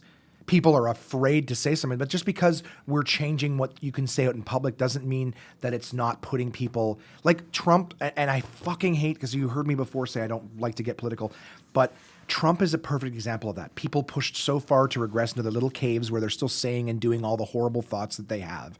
And then you get this guy who comes out on TV and says these horrible things and makes people feel like it's okay to do it again. You know what I mean? No, it's okay to hate people, and it's okay. And I go, that's awful. Like, look at this guy who's supposed to be the leader of the free world, and he gets into, forget the fact that it's Twitter, but just the idea that he doesn't realize I'm representing X amount of million people. Oh, he doesn't realize that. And someone takes a slag at me, but I'm representing everybody, and my own pride is willing to make me lash back. It's like when you're all these social justice warriors. For starters, I will say that the only reason anybody else is out there. First off, here's a fun fact for anybody. You can't change anybody. Doesn't matter how hard you try. You cannot change anybody. The only person who can change someone is themselves. So running around, screaming and yelling at people and calling people every name under the sun, it's going to make them feel attacked. They're going to attack back. There's no progress there. And they're not going to change if they don't want to anyways. It doesn't matter what you say. The best way, and it's every argument that's out there, whether it's the transgendered and understanding everything from the LGBTQ plus to understanding what's going on with how women are feeling, the Me Too, everything that's going on, is try to make it a warm conversation. Make it something that, so if somebody has a question, don't get mad at them for not knowing. We don't know until we ask. But so if you ask a question because you don't know, people get mad at you. And then you go, well, I'm not going to try to understand this because every time I go anywhere near it, I get in shit or I get snapped at. So what I'm saying is that if we want to make a society where people are like, I want to understand, but in order to understand, I need to ask questions, then make it a warm climate for them to ask questions. Say, let me understand where you're coming from. I'm not saying I don't, and be forgiving. If you're in a position where people don't understand where you're coming from, be willing to forgive them for not understanding. Let them ask questions. They might even understand something incorrectly and make a statement. And instead of snapping at them, because like I said, they're going to attack back. Yep.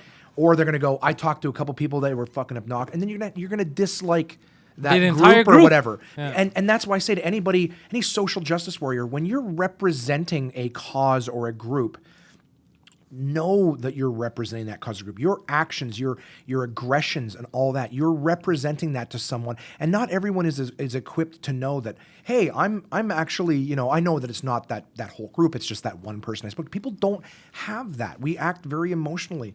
So that's why, again, it seems like every time I'm talking in a pod, I always go back to what's going on right now. But that is what's going on right now. That's the world right now. Is at least I say the world. Good luck having this conversation in a war-torn place. That's what people don't understand. Fuck about your feelings and what word they said first. But I don't think it's just social justice warriors. I think it's not. It's everybody, because I've been in the beginning. I didn't want to be misunderstood, right?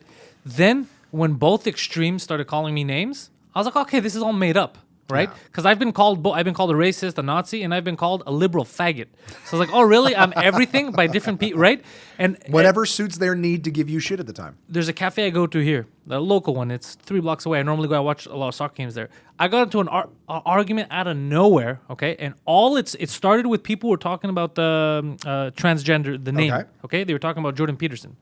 And all I said was, I don't fully like how it's going. Like, I don't understand the whole forcing people this and that. But me personally, if I know what you want to be called, I'll go with that.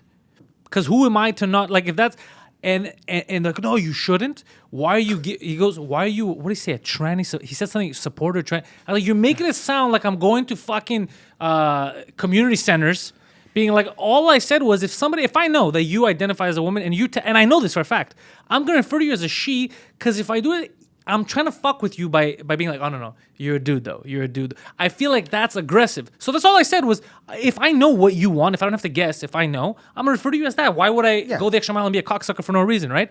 And that started a fucking, I'm a fag, I'm this.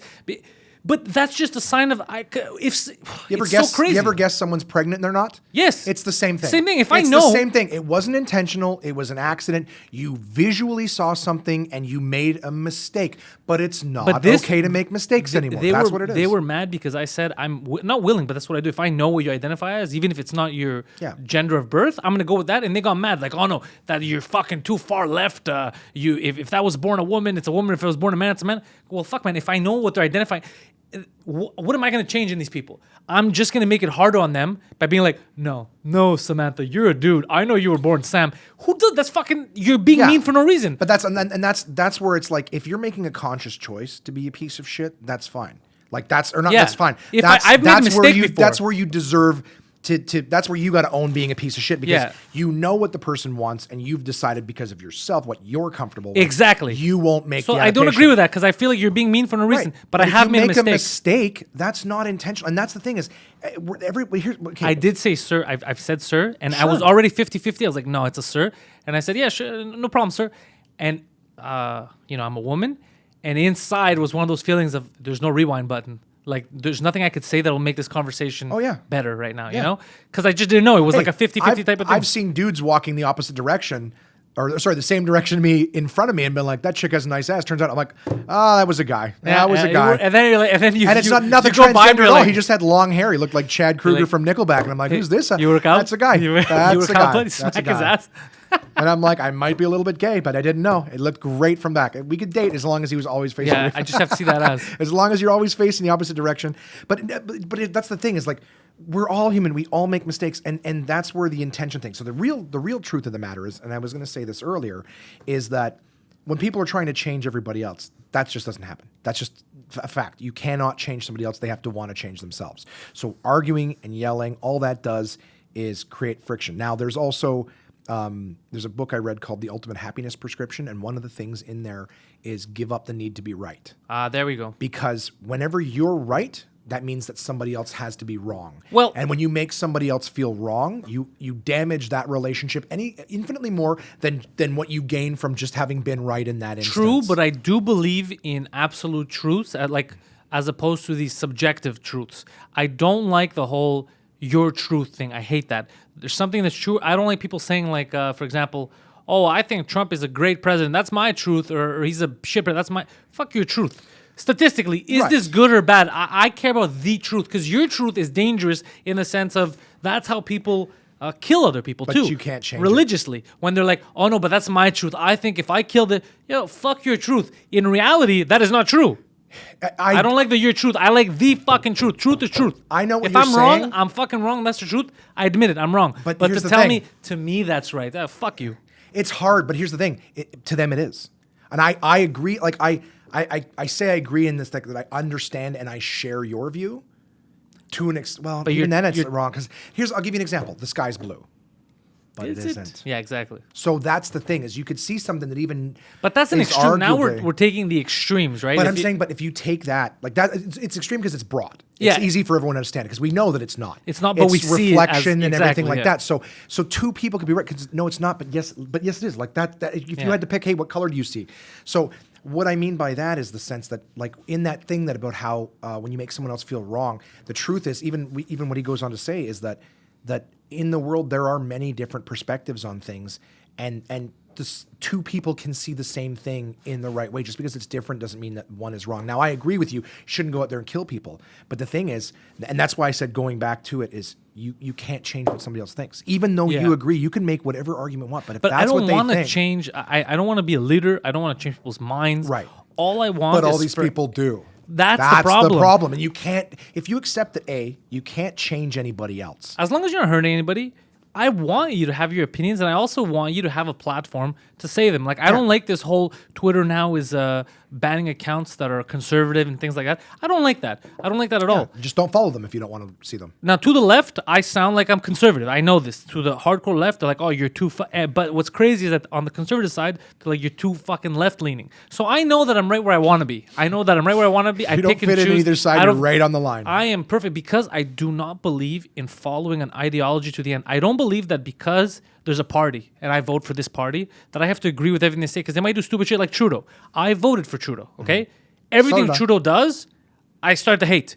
Yeah. And the second he lost me was the moment when they asked him about the budget. He said budgets balance themselves. I was like, I made a horrible mistake. Yeah. This guy is not fit to be prime minister. I fucked up. I could admit it. I'm not gonna be like, oh no, he's my boy, so he's right. I voted for him, so he must be right. All the whole thing that's happening now when he's cosplaying in India and all that shit. I can't be like, oh no, it's good for it's bad for relations. Even they said, dude, we're dressed like we're in the 21st century. We're next to you. What are you doing? You're the only non-Indian in this fucking photo. Why are you doing this? It looks comical. You know what I mean? You're trying too hard. You know, you're not gonna dress up as a priest when you visit the Vatican. Like, just be yourself. You know what I mean? We did an event in Ottawa a few weeks back. It was like all like video games and stuff like that. So Sony and Xbox, Ubisoft, everybody was there, and Trudeau didn't. I don't know if I'm going to get Secret Service like, you're not supposed to be leaking this stuff. Let's put it this way. We weren't sure whether or not he was going to attend, and what we understood was his image was too hip and stuff as it is, so they were trying to get him away from. So him showing up at a video game thing would have been. He's hip. He's Please too don't hip. murder me. I love how they're like, his image is too hip. To who? 80-year-old people. Young people now in their 25, 35 who actually understand, who are not just fucking out there lost. Are like, yo, this guy's an embarrassment. Same thing with Trump. Trump, say what you want to say. Let's say you agree with his fucking politics. Does he even have any politics? I feel like he's just wishy-washy. He's not an image of a fucking leader of a country. He's not no matter what you believe in. Say let's say he was very strong on some political platform. Right. And even if you believe in that, as an image for a fucking country, you really want a guy going out there. And same thing with Trudeau. I don't want at the United Nations to have different leaders, and then I have my leader be like, you guys see my Star Wars socks? I don't want that. Listen, dickhead, fucking hide your goddamn colorful socks. All right, nobody wants to see them. Talk about politics. Talk about fucking global warming. Talk about some fucking real ass shit. What did you get this job for? The Come media on, attention. man. But I, at the end of the day, it's like nobody. First off, nobody's perfect. I actually think anybody who's like, I should be in charge of everybody. No, I cannot Something be in fucking charge. sick. I in the cannot head. be in charge of everybody. I can't even be in charge of myself. But that's what I'm saying. I was like somebody who goes, oh no, I'm the guy to speak for everybody. To me, I already go. I don't. That's a very egotistical, arrogant thing Scary. to think. You know what I mean? To have the audacity to be like, no, I'm the one to lead us. I don't mind leading little groups of people for little whole projects, fucking country. but to go, I'm the best person in this country to make the decisions, to represent the company and speak on behalf. Like the amount of ego that takes, I go, not for me. I don't even want to have a child because I'm terrified. I'm like, I haven't figured out life yet. I'm going to teach it to somebody else. But, I'm gonna fuck this kid up. There's a guy, there's a guy who's gonna go, no, I got this. I'll drive the boat. Yeah. So that's weird to me. With the people getting mad and everything like that too is like with I say social justice warriors because it puts an image in our head in terms of just people who are arguing on behalf of everybody else. Like I said, you can't change anybody. But secondly, people are only out there trying to tell other people what to do so they don't have to change themselves. That's interesting. At the end of it's absolute truth.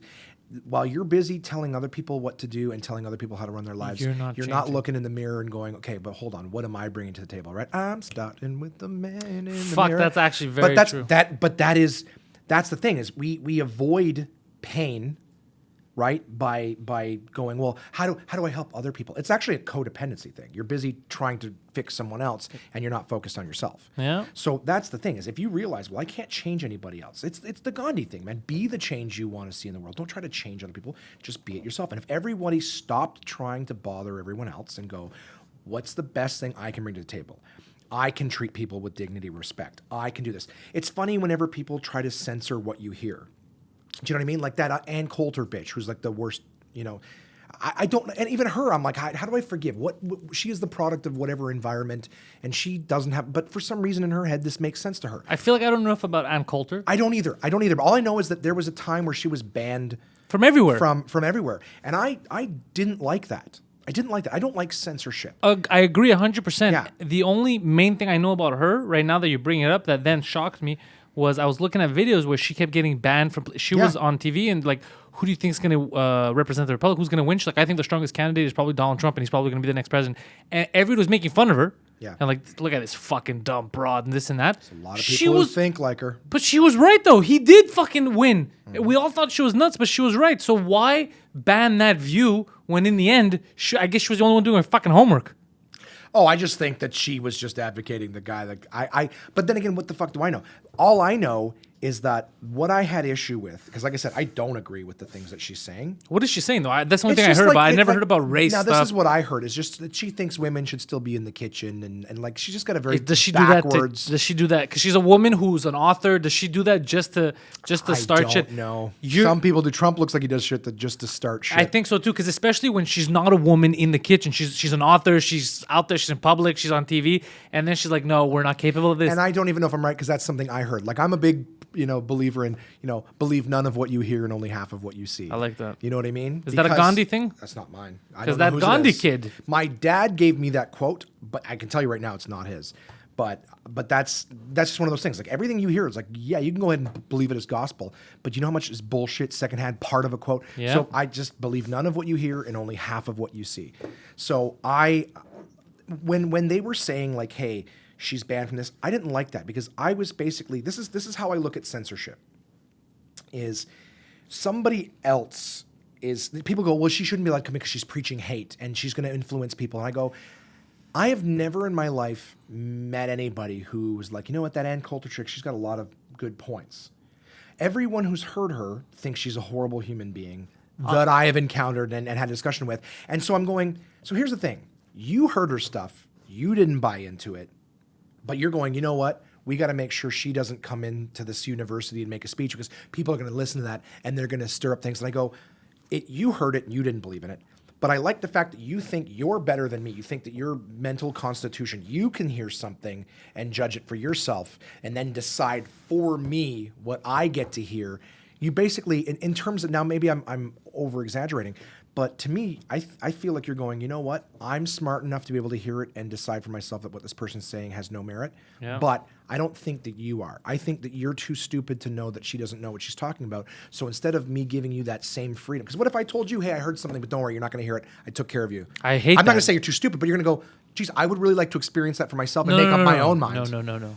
I got this. Yeah. Yeah. It's like, no, don't worry about it. Don't worry about it. They're not saying it, but what I receive is, I don't believe in you to make up your own mind and to know that what she's saying is not progressive and it's backwards, but I'm just going to make sure it doesn't happen. And that's what I feel with all types of censorship. Is like, when you were young and you heard something, if it was fucked up or whatever, you would knew ask it was your fucked up. parents. Yeah, you knew it would was ask fucked your up, parents. though. You went to your moral compasses and you asked. And the thing was, or a lot of the time, but the idea is like, we all make mistakes, we all learn from it. But what I hate about censorship, my big thing is, I do believe that people should be able to say whatever it is they want to say. You buy a venue and people want to come see it, fine. But I'm big on freedom of speech. However, I'm also big on, I don't have to listen to it. There we go. You have your Twitter account where you're tweeting shit, Twitter's blocking it. No, you have your account, and if I don't want to follow it and I don't want to read follow it. then I won't follow That's it. That's how I feel. I just won't tune. Like, people go, oh, we need to get this show off the air. We need to ban. Unless the show is like some kind of violent, you know what I mean? Like, they're murdering people, and that's a different story. They're hurting somebody actively for that show. Right. But dude, if it's just fucking people talking and their opinion, I don't give a fuck. If I don't want to watch something, I just don't watch it. Yeah. I don't hear something like, hey, there's a fucking show on and you wouldn't like the politics on there. I'm like, oh, fuck, I got to write a letter and get that show off the air. No, people like that, fucking watch it, but it's not for me. I'm not going to actively seek it out knowing it's going to piss me off. Right. You And know? well, it's like some guy standing on the street corner yelling absurdities and racisms. It's like, they're like, oh, it's a hate speech. You don't have to listen to it. Keep walking. I'm not saying that I'm advocating for that, but I'm saying that it's one of those things where, we don't have freedom of speech in Canada. That's true. We have don't. a lot of freedom. A lot of people think that we have the same thing in the States. No. The States, they have freedom of speech. We do not. You say something here, Mike Ward will fucking tell you He's that my we boy. don't have that. Is that you cannot just say whatever you want in Canada. We have laws where they'll turn it into hate or whatever it is. We cannot just say whatever we want here. Oh, you wait till They'll- April. Me and Mike Ward have a new show coming out, and it's based in the States. So we're going to Is it? say whatever the fuck we want. That's amazing. Yeah. Yeah, please, I'd love to be a part of that. They'll just sue me here. But you live here, and you said, I don't care. Yeah, they're gonna it's her. see. Yeah, please, for the love of God, be careful. But the idea is just one of those things where I go, I think that it's more free to let people say, you just don't have to listen. Yeah. And again, I'm only using the people that are stopped. I don't agree with them, but I do think because eventually it's like you can't say this and then you can't say that. And we're seeing it with just some of the regular things. You don't get charged or anything for it. But the idea is that people are already censoring language. And the thing is, the more they do it, it is taking away of freedom, because now you're saying that you can't say this and that. And then you say something that someone doesn't like, and now you can't say this. And it's like, what can we say? Can we not just trust in ourselves to go, let's teach people how to be better people. Let's teach people how to, like I said, be warm environments to learn. Because instead you go, oh, this person's speaking hate. Here's a thing I'll share with you and listeners. This is something that's really helped me out and made me way less funny.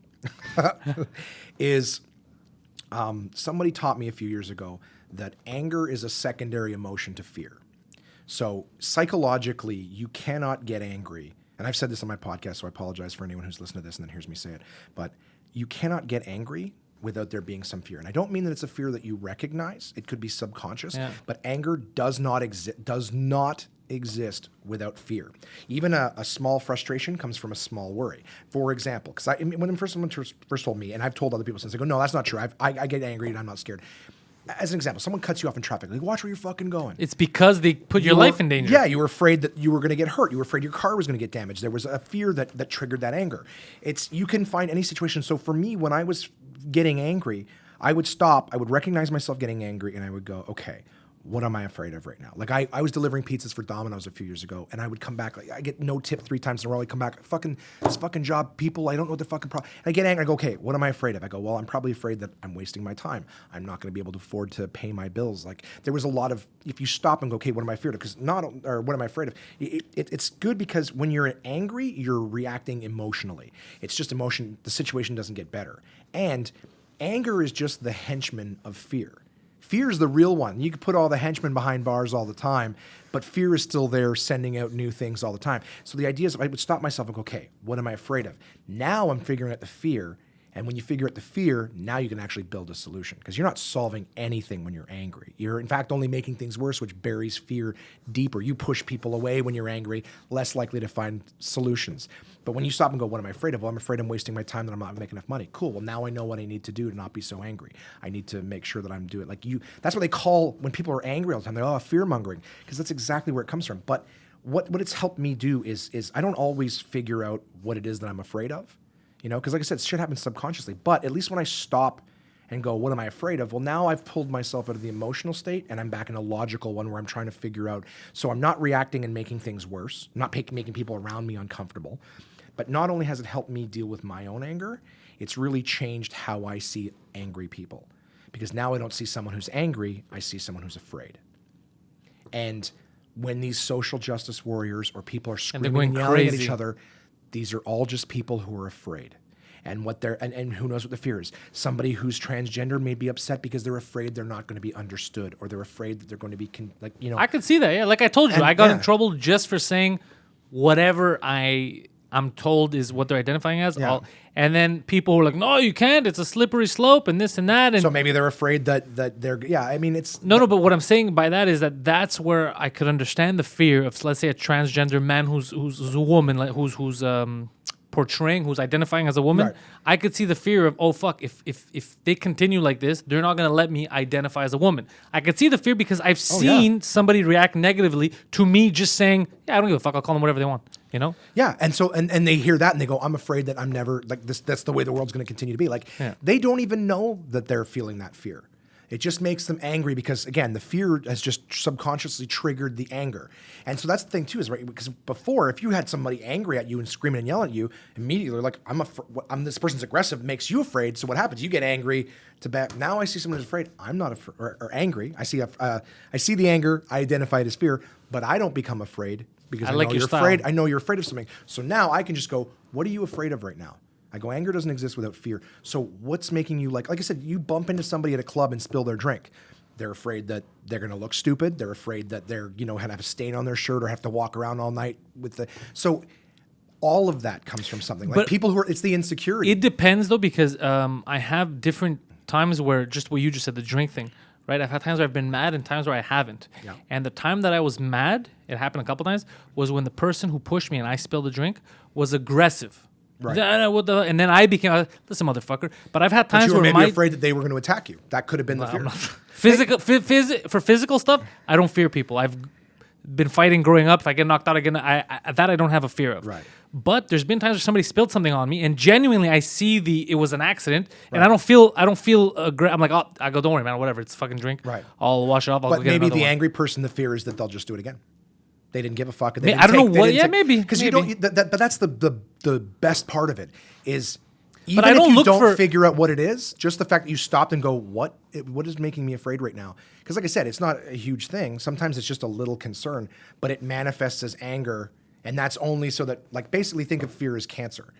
If you're not trying to kill it, it can continue to grow and do all that other stuff, and you're not identifying because you got this thing over here.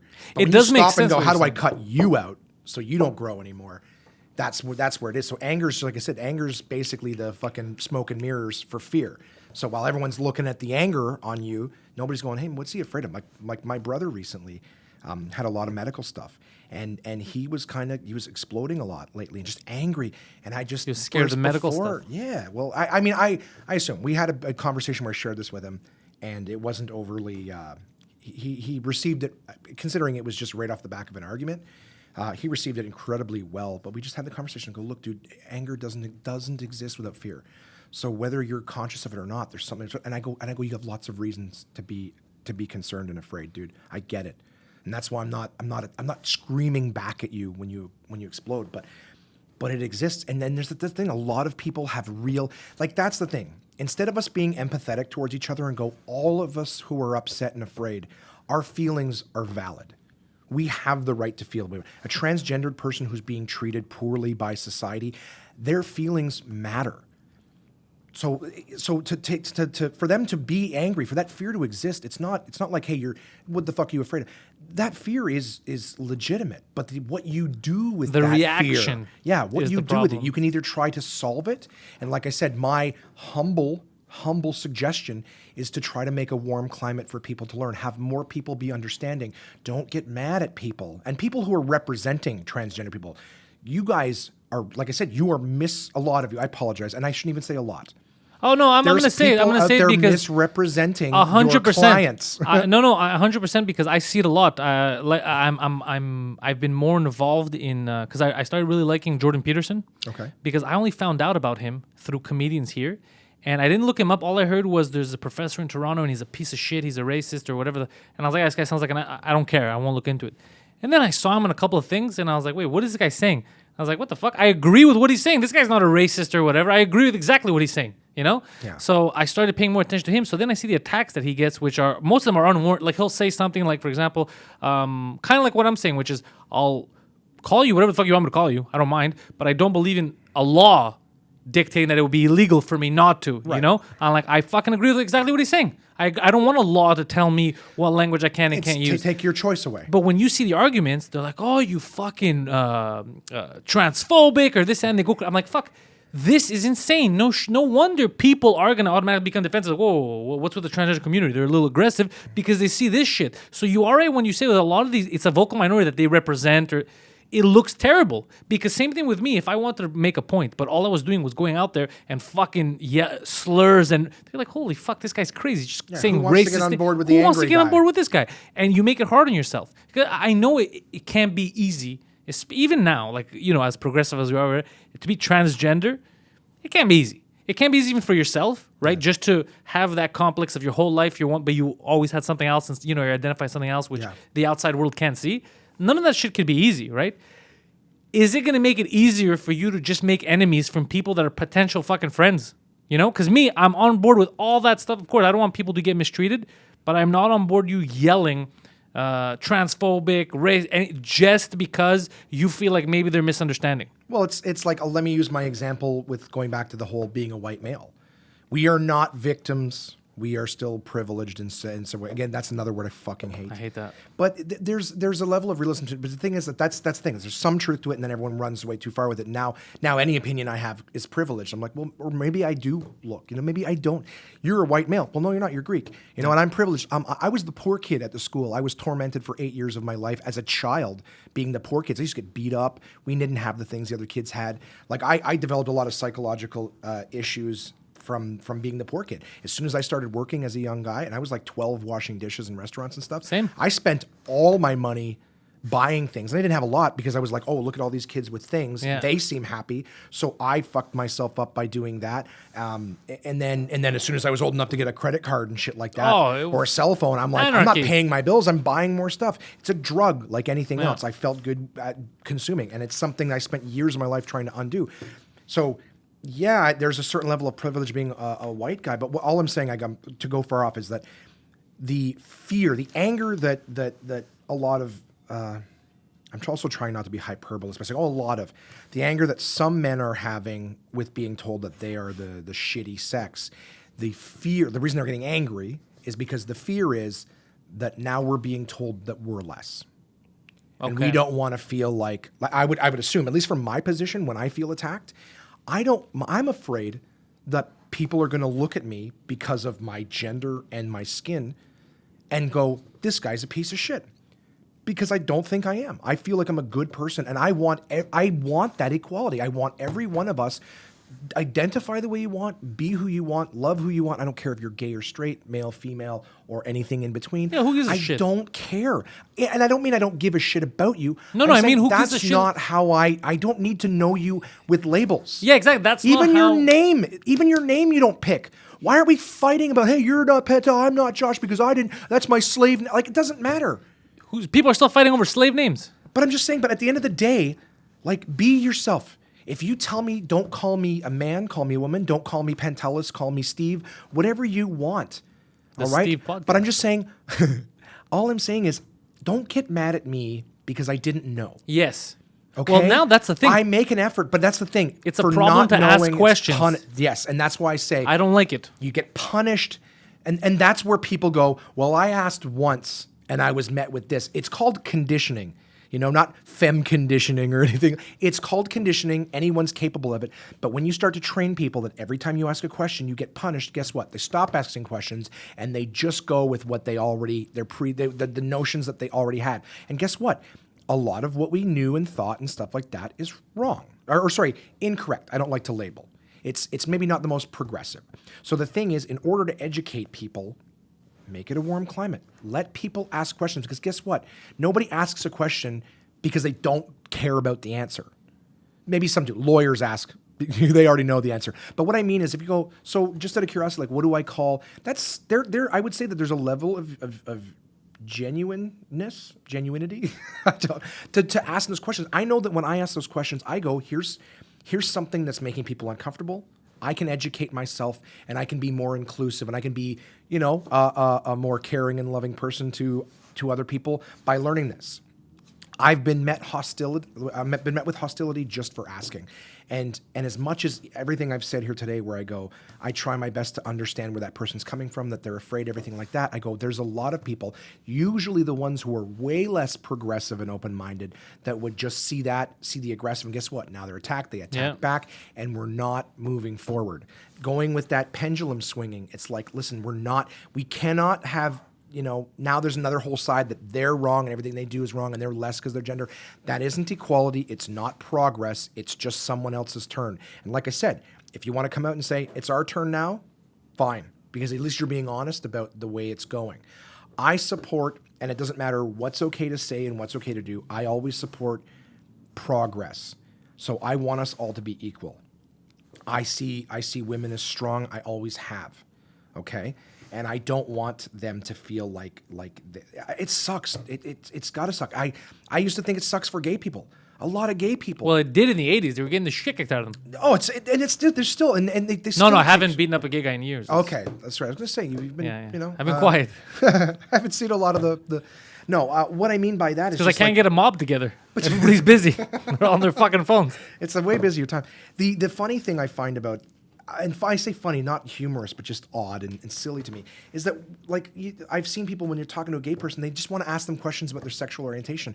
I've even said to my gay friends, I go, this is the funny thing about you versus me, is that I get to have favorite movies and hobbies and meals that I like. You know, people ask me about all sorts of things. People only ask you about gay stuff. It's like that's your whole identity, and that sucks.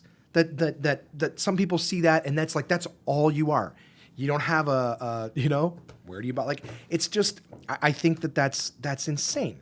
It's crazy. I've never done that, by the way. I've never cared.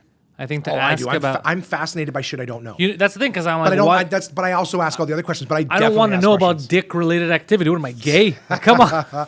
Oh, my friend. I've got a friend that I won't name him, but he will send me like the images of what he's ordered off Amazon. Just huge dildos. Oh, dude, yeah, like fucking Amazon, you find everything. Dude, it's like a cock ring that goes over the cock, and then it has a thing that goes around with a butt plug in the back. So it's like you strap it on the front and you put it on. It's like a spacesuit. Yeah, like a RoboCop thing. It's just like, here's the adapters. It's like I've learned, kind of like what you're saying, I've learned to not. I'm very good at not judging an entire group by some assholes. Right. But I've also become very good at pissing off specific assholes. Like I said, the whole transgender thing, because now it's like the big. I'm cool when we're in the realm of reality. Right. But when you start saying, no, I want to be known, my pronoun is Zim. Right. I'm like, that's made up. Unless you start calling me Batman, I'm not going down that route. And that'll piss off the Zims. It'll piss off the Zims. But the Zims... Is a Zim a real thing, or is that just a word? Zim, Zer, whatever the fuck it is. Oh, it is a real thing? Yeah, I don't know anything. But that's a very small... Thank you for not yelling at me for asking that question. That is a very small percentage of... that's like a gender neutral. I don't identify as one. I'm gender fluid. Whatever the fuck it is. But that's made up shit. That's not scientifically backed at all. That's just you trying to be part of... You're like, oh, I'm transgender too. I'm this. No. Transgender people, this is a real thing. It's like... People grow up. It's called I forgot, but it's 100% a real thing. It's not made up. That's the thing people don't understand. It's not made up. It's a small percentage of the population, but it's 100% real. That you could grow up in the wrong fucking body, like mentally, you feel like it's a real thing. So that's why that I meet it with a level of respect, because it's real. But if you tell me I'm just an astral fucking plane visiting, I might have to pause. Spirit. Is there a washroom close Yes, by? yes. Go right where we came from. Your audience is going to see it in my go, face. Go. I'll be right back. Pause. Coming back. Sorry, dude. I had a few coffees before I got here. Oh, dude, it happens to me every time. Oh god, this is the worst because I'm gonna want to rebuttal it too. Oh, that was quick. It's like now that I get like I'm 35. Your bladder changes. I'll get like, oh, I'm gonna have to pee soon, and then 3 minutes later, it's like, you're going to pee in 60 seconds, whether you're out or not. It happens to everybody here. It happens to everybody here. It happens to me too. It's because of coffee and water. Anyways, we're back with Josh Williams. I've been drinking them all day. Sorry, everybody. And that was like, dude, everything you were saying was so important. I'm gonna wait a minute here. I'm like, it makes sense, and I want to cut it off. Point is, in case you lost track, is I'm 100% for real things, real problems, and I'm willing to meet you halfway, compromise. Don't make stuff up and jump on the bandwagon. The reason why I don't like the Zim Zer thing and people who identify as objects and people who identify is because I know that transgender is a real thing. So I feel like they're just bandwagoning because they're like, oh, transgender community, very accepting. If I say that I feel like I'm confused, they're going to accept me because their whole thing is to not block people out, right? The whole LGBT. So I know I'm going to be accepted there. But I feel like you're belittling and you're making fun of a real thing by saying I identify as a monster truck. So what are we supposed to do? Just not let you have to live in parking lots? That's how we're going to respect this? Like, fuck off. It's a real thing that you're making fun of right now by doing that. That's how I feel, at least. But then people tell me I'm not accepting enough. I was at a point where I'm like, well, I don't look at it the same way until you said I feel like it's belittling. So, then we come back to intent. Are these people really identifying that way, or is it like you said? Now they're just going, well, since like I think this is something that happened a long time ago. It was actually a joke in my act, another pop culture reference I did very early on. But this is a real story. I think you could probably find it. Again, it was told to me. I didn't read the article myself. But in California, long time ago when they legalized gay marriage, or were working to legalize gay marriage, there was a person who, to protest, was going to marry a horse. And that's not the same thing. And no, it's not. And it's not. And it's very rude and judgmental. Unless he's talking about cock sizes. It's trivializing, and I think that's unfair. But here's the thing: everything in the way that the law was made, he actually could marry this horse. And this is how they stopped this ignorant protest. Was they went, the horse is a minor and couldn't get parental consent. That's amazing, though. That was the only way, and But that's that is why it was funny, in my though. act. That's fucking funny, though. But that was the only thing. And well, so you do need to make laws fucking clear. You can't marry another fucking species. right, and so that was, and I thought that was obviously fucking horrible. It was funny that it took that to stop it, but I think what they were doing was right. And so when you're saying about how like, oh, identify as a monster, it's like, is that person trying to, mock what's going on? Oh, no. Or Most is of there them a are real not. person going, no, I really want to be identified as. Most of them are not trying to mock. That's the other thing. They're not trying to mock. They just want to be part of something, right? They're I see. damaged. But the thing is, it's transgender. They're not damaged. They could learn to. They've been through a lot of stuff, but it's not like, oh, they're fucking all crazy. That's not the case at all. No, they're not. They're not. But these people that jump on the bandwagon, though, are. A lot of them are fucked in the head. Some are maybe making it up just to jump in, but a lot of them are. If you believe that you're a monster truck, you're not transgender. You're fucked in the head. You believe you're an object, right? That's a problem. Right. Is that a real? But people really believe Not they're an object. There was a woman that I was looking at in France who was identifying as objects, but she would commit. So like one day she'd feel like a couch or a chair. She'd sit awkwardly all day and shit like that, right? And so there's people that are identifying as objects, and it makes them feel good. They spend a day as a different object or whatever. So they're not like I'm a role player. They're like I identify as this, so they want the same. You want you to treat you like a lamppost because you're a fucking lamppost. So that to me, because people are like, because that's what people say. Oh, if you start letting transgenders identify as whatever they want, male, female, then you have to accept these people. In my view, I'm like, no, I don't have to accept those fucking people because it's not the same thing. It's not a real thing. That's a made up. That's a real mental problem. Like if a mental guy tells me I'm Jesus, I'm not going to be like, all right, well, let's fucking. I don't think if pray to Jesus this. came back now, we would believe him. Exactly. But we'd go, we're all like, he still hasn't come back. Maybe he did. And nobody believed him. But I He's can't locked in a put them in the padded same room boat. somewhere and he can't perform miracles with his hands strapped at his sides. Because they all think he's nuts. But that's what I'm saying. As I can't just go out and be like, okay, everybody's on the boat. No, there's a real thing here. And what you're saying is made up. So I will not agree with that, right? It doesn't make me a bigot because I have no problem with the things that are real. That's the part that's hard for me. So I don't know enough to have an opinion on it. Well, I know that you cannot have parents that were fucking machines or lamps. You cannot. There's no way that your gender is lamp. Well, this is how I look at it. So going back to the whole changing what someone else thinks. So somebody says to me, I identify as a couch. I would go, okay. I've taken the information. I know what you've said. I don't need to try to correct you. Because again, I can't change that's what the thing, you I think. don't Anyway. wanna- No, and I understand that. But Yeah. I'm just saying, so for me, rather than going, well, this isn't a thing, I just go, at the end of the day, what does it do to my life? Even if the whole world is walking around going, I'm this and I'm that, I go, I know what I am. That's the secret to getting past and never being funny ever again, is just being okay with the way the world is. I want to get to that level of like that Jordan Peterson level of people could say whatever, and you're calm in knowing the truth or whatever. You the only fuck, have to and have you're your calm. own. You are your own universe. I mean, there's Eastern philosophies too that are like, we're all part of the same energy and everything like that. So to hurt someone else is to hurt yourself. There's so much. Well, there's that so is much true shit. because you Yeah. do, unless you're a sociopath. Even remember we were talking about mistakenly hurting somebody's feelings. Even actively, if you're mad at someone and you say something, you do something, and you hurt them. Doesn't it after you feel shit about it, right? So you do in a way hurt yourself when you do it because then you feel shitty. I don't know any real sociopaths that they've done something and then they're like, oh no, I don't feel bad at all. Yeah. After a while, no matter how much time it takes, they're like, oh fuck, I shouldn't have said that. When we make comments at somebody for doing a shitty parking job, or something like that, or whatever it is, somebody's not paying attention in traffic. Watch where you're fucking going. I got to a point where I'm like, what does that do? The only thing it could possibly do is make that person's day a little worse, and that's my contribution, my contribution to the universe that day. I just shit. Well, do you know what I mean? Like I just made even though it's microscopic, I didn't solve anything. They made a mistake, and whether they even recognize or not, I'm not going to change what they think, but attack back. All I did was make the universe that much worse. Yeah. So and hey, maybe I would have got a great bit if I got into an altercation with somebody, but at the end of the day, I didn't do anything good. I only made things a little bit worse, and all it came from was fear. So now, fear and love, well, fear won today. Do you know what I mean? I hate that though. I hate that fear won.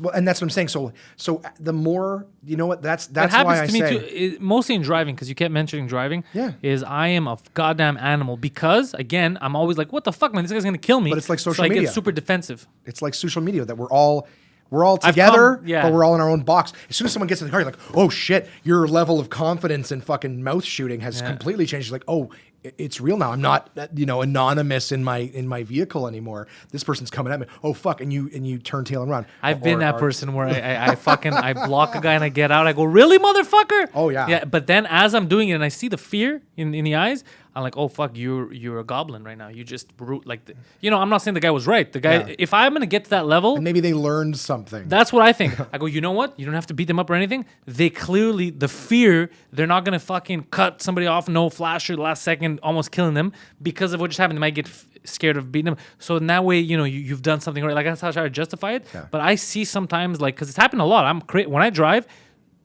I don't mind small things. I don't mind if you brake a lot or you're slow. I'll live with that. I'm not going to honk, whatever. If you do something to endanger me or the people that I have inside, holy fuck, you better hope that we're not on a highway, because if we're somewhere where I could block you, I'm going to get out of the fucking car. But you know what the fear is right now. Oh, man. You're afraid that those people are going to get hurt, and you're in charge. Yeah, I don't want to kill fucking people. But that's how great it is to know that when you get angry, you immediately, now that you can figure out where it's coming from, you can solve it. So I knew it was going to happen, and so you can't change the situation. And just going out, like I said, getting in a fight with somebody else, it's not going to solve anything. And it solves nothing. And that's why I say to all these people who are fucking screaming and yelling at each other, hopefully anybody listening who is like, no, they're not. No, everybody makes mistakes. Get mad because it's going to happen. Everybody makes mistakes. Just don't overdo it. Like me, I always stop at that edge. I see, I'm going to the lessons learned. Yeah. I'm not going to break his fucking window. He learned the lesson already. I don't have to attack him. And all the social justice warriors and all the fucking angry, ignorant, redneck mentalities, just know, all of you yelling at each other and calling other people names and all that, you're, like I said, you're just making the universe that much worse. You're not working towards progress. You're not working towards healing or us all being one in peace and all that. You're going the opposite direction. If you really want people to learn or whatever, again, just being comfortable with the idea that you can't change how anyone else thinks. You can offer information. Don't try to change someone's mind. If you offer information that makes sense, and again, your information is going to make more sense to somebody if you're saying it calmly and saying, if I lose you, just let me know where I've lost you. Maybe I'll offer a different, perspective or whatever. But make it warm. Because if you're yelling at somebody for getting something wrong, guess what? They're not listening. They're not listening. They're not. Yeah. It's so. I mean, hey, do what you're gonna do. Call me a stupid white male for, the things that I've said today. I really hope I haven't said. I'm gonna call you stupid black male just to shake it up. They're like, who's he talking about? Yeah. Well, I don't identify. I identify as fuchsia. I'm gonna leave you with one little anecdote that happened to me yesterday because of this whole road rage thing. So if cops pull you over, you get on the defensive, you get mad. So I got pulled over yesterday when I was looking for the new car. I get pulled over close to here, actually, this street, by the cops. And I love this view, by the way. And it's a nice view. You took the camera off the nice side and fucking stuck it so that they're just looking at the. Because it's dirty. It's dirty. Don't worry. Once they clean it up, it'll look nice. So I get stopped. I get pulled over. Cop comes to my window. I'm a little aggressive, and he's like, "Do you know why I pulled you over?" I go, "No." He's like, "Well, because you had your cell phone in your hand." I was like, "I did have it in my hand." I go, "But it's all on Bluetooth." I go, "I had it in my hand because it was in the armrest, but I have this habit where I tickle my beard." Okay. So it was in my hand. I'll scratch my beard with it. It's just, I'm driving. It's just a habit. He's like, well, to me, it looked like that. And you have to understand that it's illegal to even hold it. So I go to him, listen, man, I have Bluetooth, but is the rule that I can't even hold it in my hand? He goes, the rule is you can't even hold it in your hand because a lot of people text. I go, if that's the rule, then you're correct. That's what I told him. I go, then you're correct. Give me the ticket because I'm very sorry that I did. I go, but if that's the rule, then technically I did break it because I admit I was holding it in my hand. If that's the rule, just I have to hold it, give me the ticket. So he's like, all right, he goes. And he gave you the fucking ticket? License and registration. This is where it gets funny. Oh, God. So I'm looking, I'm scrambling. I give him the registration. I can't find my license. I forgot it at the car because I test drove the car and stuff, so they had my license there. So now I start panicking. He's like, you don't have a license? I was like, dude, I have a license. Here are the papers. I just bought a car. I go, he's like, you just bought this? I go, no, this is mine. I'm trading it in, but I'm picking my car up next week. I go, I just bought a new car that I'm going to get in a couple of days. I was just there. Like, look at the paper. I just signed. I go, it's not even a half hour. Clearly, they wouldn't sell me a car without a fucking driver's license. I go, so he's looking at me. He saw that I was being honest. Even though his other cop, he was being a dick on the other side, right? Like, looking in the car. Yeah, I hate that. Always do that. But I was staying calm because if you say something now, so he goes back. But that anger would have come from what? The fear of all the shit. Of all the shit that's gonna happen. I'm telling you, it's always fear. So he leaves, and I'm like, what the fuck? I have no license. He took whatever he could. He took my Medicare card just to look at it. Comes back. He goes, listen. He goes, I could give you 6 tickets right now. He goes, but I'm giving you one. He goes, the cheapest one I could. He goes, $63, no points. I'm giving you a ticket for not having signed your registration. I was like, what? That's the thing. He's like, yeah, your registration is not signed. And it's funny because this registration is useless in a week because I'm getting another car. Right. And I'm like, huh. He's like, I could have given you for the phone, for the light. You're driving without a fucking license. He goes, you're just fucking around. He goes, all this stuff. Yeah, but that license one, you can get thrown out. If you show up and prove your license, that one's thrown away. So he has all, and he goes, and you don't have insurance. I go, I do have insurance. You didn't ask for it. Oh, he's like, you have it? I go, right here. You told me registration and fucking license. Don't give me a ticket for something you didn't ask for. He's like, it doesn't matter. I can give you anyway. But he gave me the smallest one, no points, $63. And I told him, you know what? I told him, I appreciate it because you could have been a cocksucker. That's what I told him. I go, you could have been a cocksucker right now because a lot of you are. He's like, well, we don't have to give 10 tickets. He goes, it's not a real thing. We don't have to just hand out tickets. He goes, you were reasonable. Because I admitted, I said, hey, man, give me the ticket. You're right. Hey, I was holding I'll make your life easy. Because I know that it is for them too, even the ones that are dicks. It is scary to approach a car, not knowing who you're going to find. Yeah. If I'm going to pull out a gun, if I'm going to do something. So you're already on edge, right? But he was reasonable the whole time. I was reasonable with him. So he let me get bad luck getting caught holding a phone and getting a ticket. But at the same time, good luck because I reacted in a non-aggressive, fuck you cops, go, why you stop me for stupid shit, go solve a real crime. No, I was calm. And the guy realized, I was like, fuck, I'll give him a slap on the wrist. Because $63, no points, it's perfect. It's not like I'm going to lose points. It's not like my insurance is going to go up. Nothing. Just he caught me at a bad time. I was holding the phone. Because he's right, I was holding the phone. Yep. I wasn't using it to text or talk or anything. I don't even know if you could pick it up, dial the number, hit call, and then throw it away. Because a lot of things, technically, like how do you you're not Bluetooth? supposed to. Well, like you said, you can't even have it in your hand. Yeah, but Bluetooth, like for me, if I want, I could just do the call and say call Poseidon, and it calls it. But normally, I'll pick it up, choose the number, and go when I'm like at a red light or something. Right. So he is, like I said, if that's Are the rule. all Greek people named after the Greek gods? It's just him. Poseidon. But he was right. Zeus. Yeah, I call sometimes I like to call him Aphrodite. But Josh Williams. Hey, that's me. I know I the don't man. identify as that anymore. By the way, only if I'm in trouble. One Man Podcast. Thanks, where are they going to find the One Man Podcast? So you can find it on iTunes, on Google Play Music, Stitcher. Stitcher? Yeah, it is on Stitcher. Fucking right. Blueberry is why are you on Stitcher as well? I'm on Stitcher as well. You know what I started liking because I keep switching apps. I like the Google Play now. Do you? I didn't like it in the beginning. I thought this is the most garbage app. But I've noticed something about Google Play. Certain feeds that like it takes long to load. Okay. Google Play doesn't take long. I don't know what the fuck. I don't know if they store them somewhere else and then they play them from there. But it doesn't have all the podcasts on Google. It has ours, but it doesn't have everything. Okay. Yeah, I think you have to like submit and see how it goes. Here's the thing. I'm an Apple guy, so I just listen to it on the podcast app.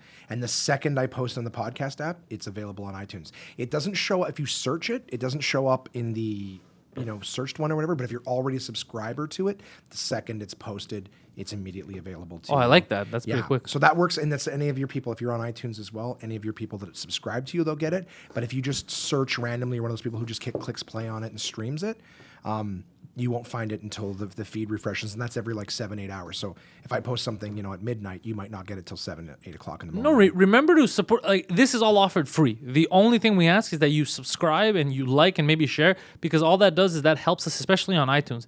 There's a lot of people who tell me, I listen to I don't have to subscribe. I just, whenever I find out you have a new one, I go and I click play. Yeah. It's good. You listen to the show, but it doesn't help get the word out there, because if you subscribe, it puts us higher in the rankings. And if you leave comments, all that leaves, I understand just going, clicking play. But just subscribe. It's a one button. It's all free. We're not charging anybody for this shit. It's just fucking, is there a website that they're going to go to? So just go to onemanpodcast.com. It will take you to the feed of that. Of all the episodes. But like I said, if you want to go on iTunes, Google Play Music, you can send in emails. What I love is emails, contact@onemanpodcast.com. You can talk about anything that you want. You can refute anything that I said here. All in the description, by the way. So remember, if you're you don't want to memorize it, just go to the description. If you're on YouTube right now, there's the link. So just click on the link. It'll take you to the website. That's perfect. And if you're on your phone, Look at the description of this podcast. I have all these links in there. Just copy paste it. Send in the emails. I've made it super fucking easy for you. So go check out the One Man Podcast. Follow fucking Dr. Williams. He's a good guy. I don't know. Yeah. Here's the funny thing: is as much as I can share information that I've learned, I'm a fucking idiot. I don't know what I'm talking. Dude, I'm a high school dropout here telling everyone how psychologically they're all based on free. Dude, it is so easy to be a bullshitter nowadays. I was honest. But But that's all you need is honesty. Nothing. People just appreciate honesty, because we're all idiots in our own way, right? Even a scientist who knows something about one subject, he's great about astrophysics, doesn't mean he's going to be a fucking botanist. You know what I mean? We all have our strengths and our weaknesses. Just work on yourself, everybody. Just thank you for listening. Check out Josh fucking Williams. That's me. And that's that. JFW.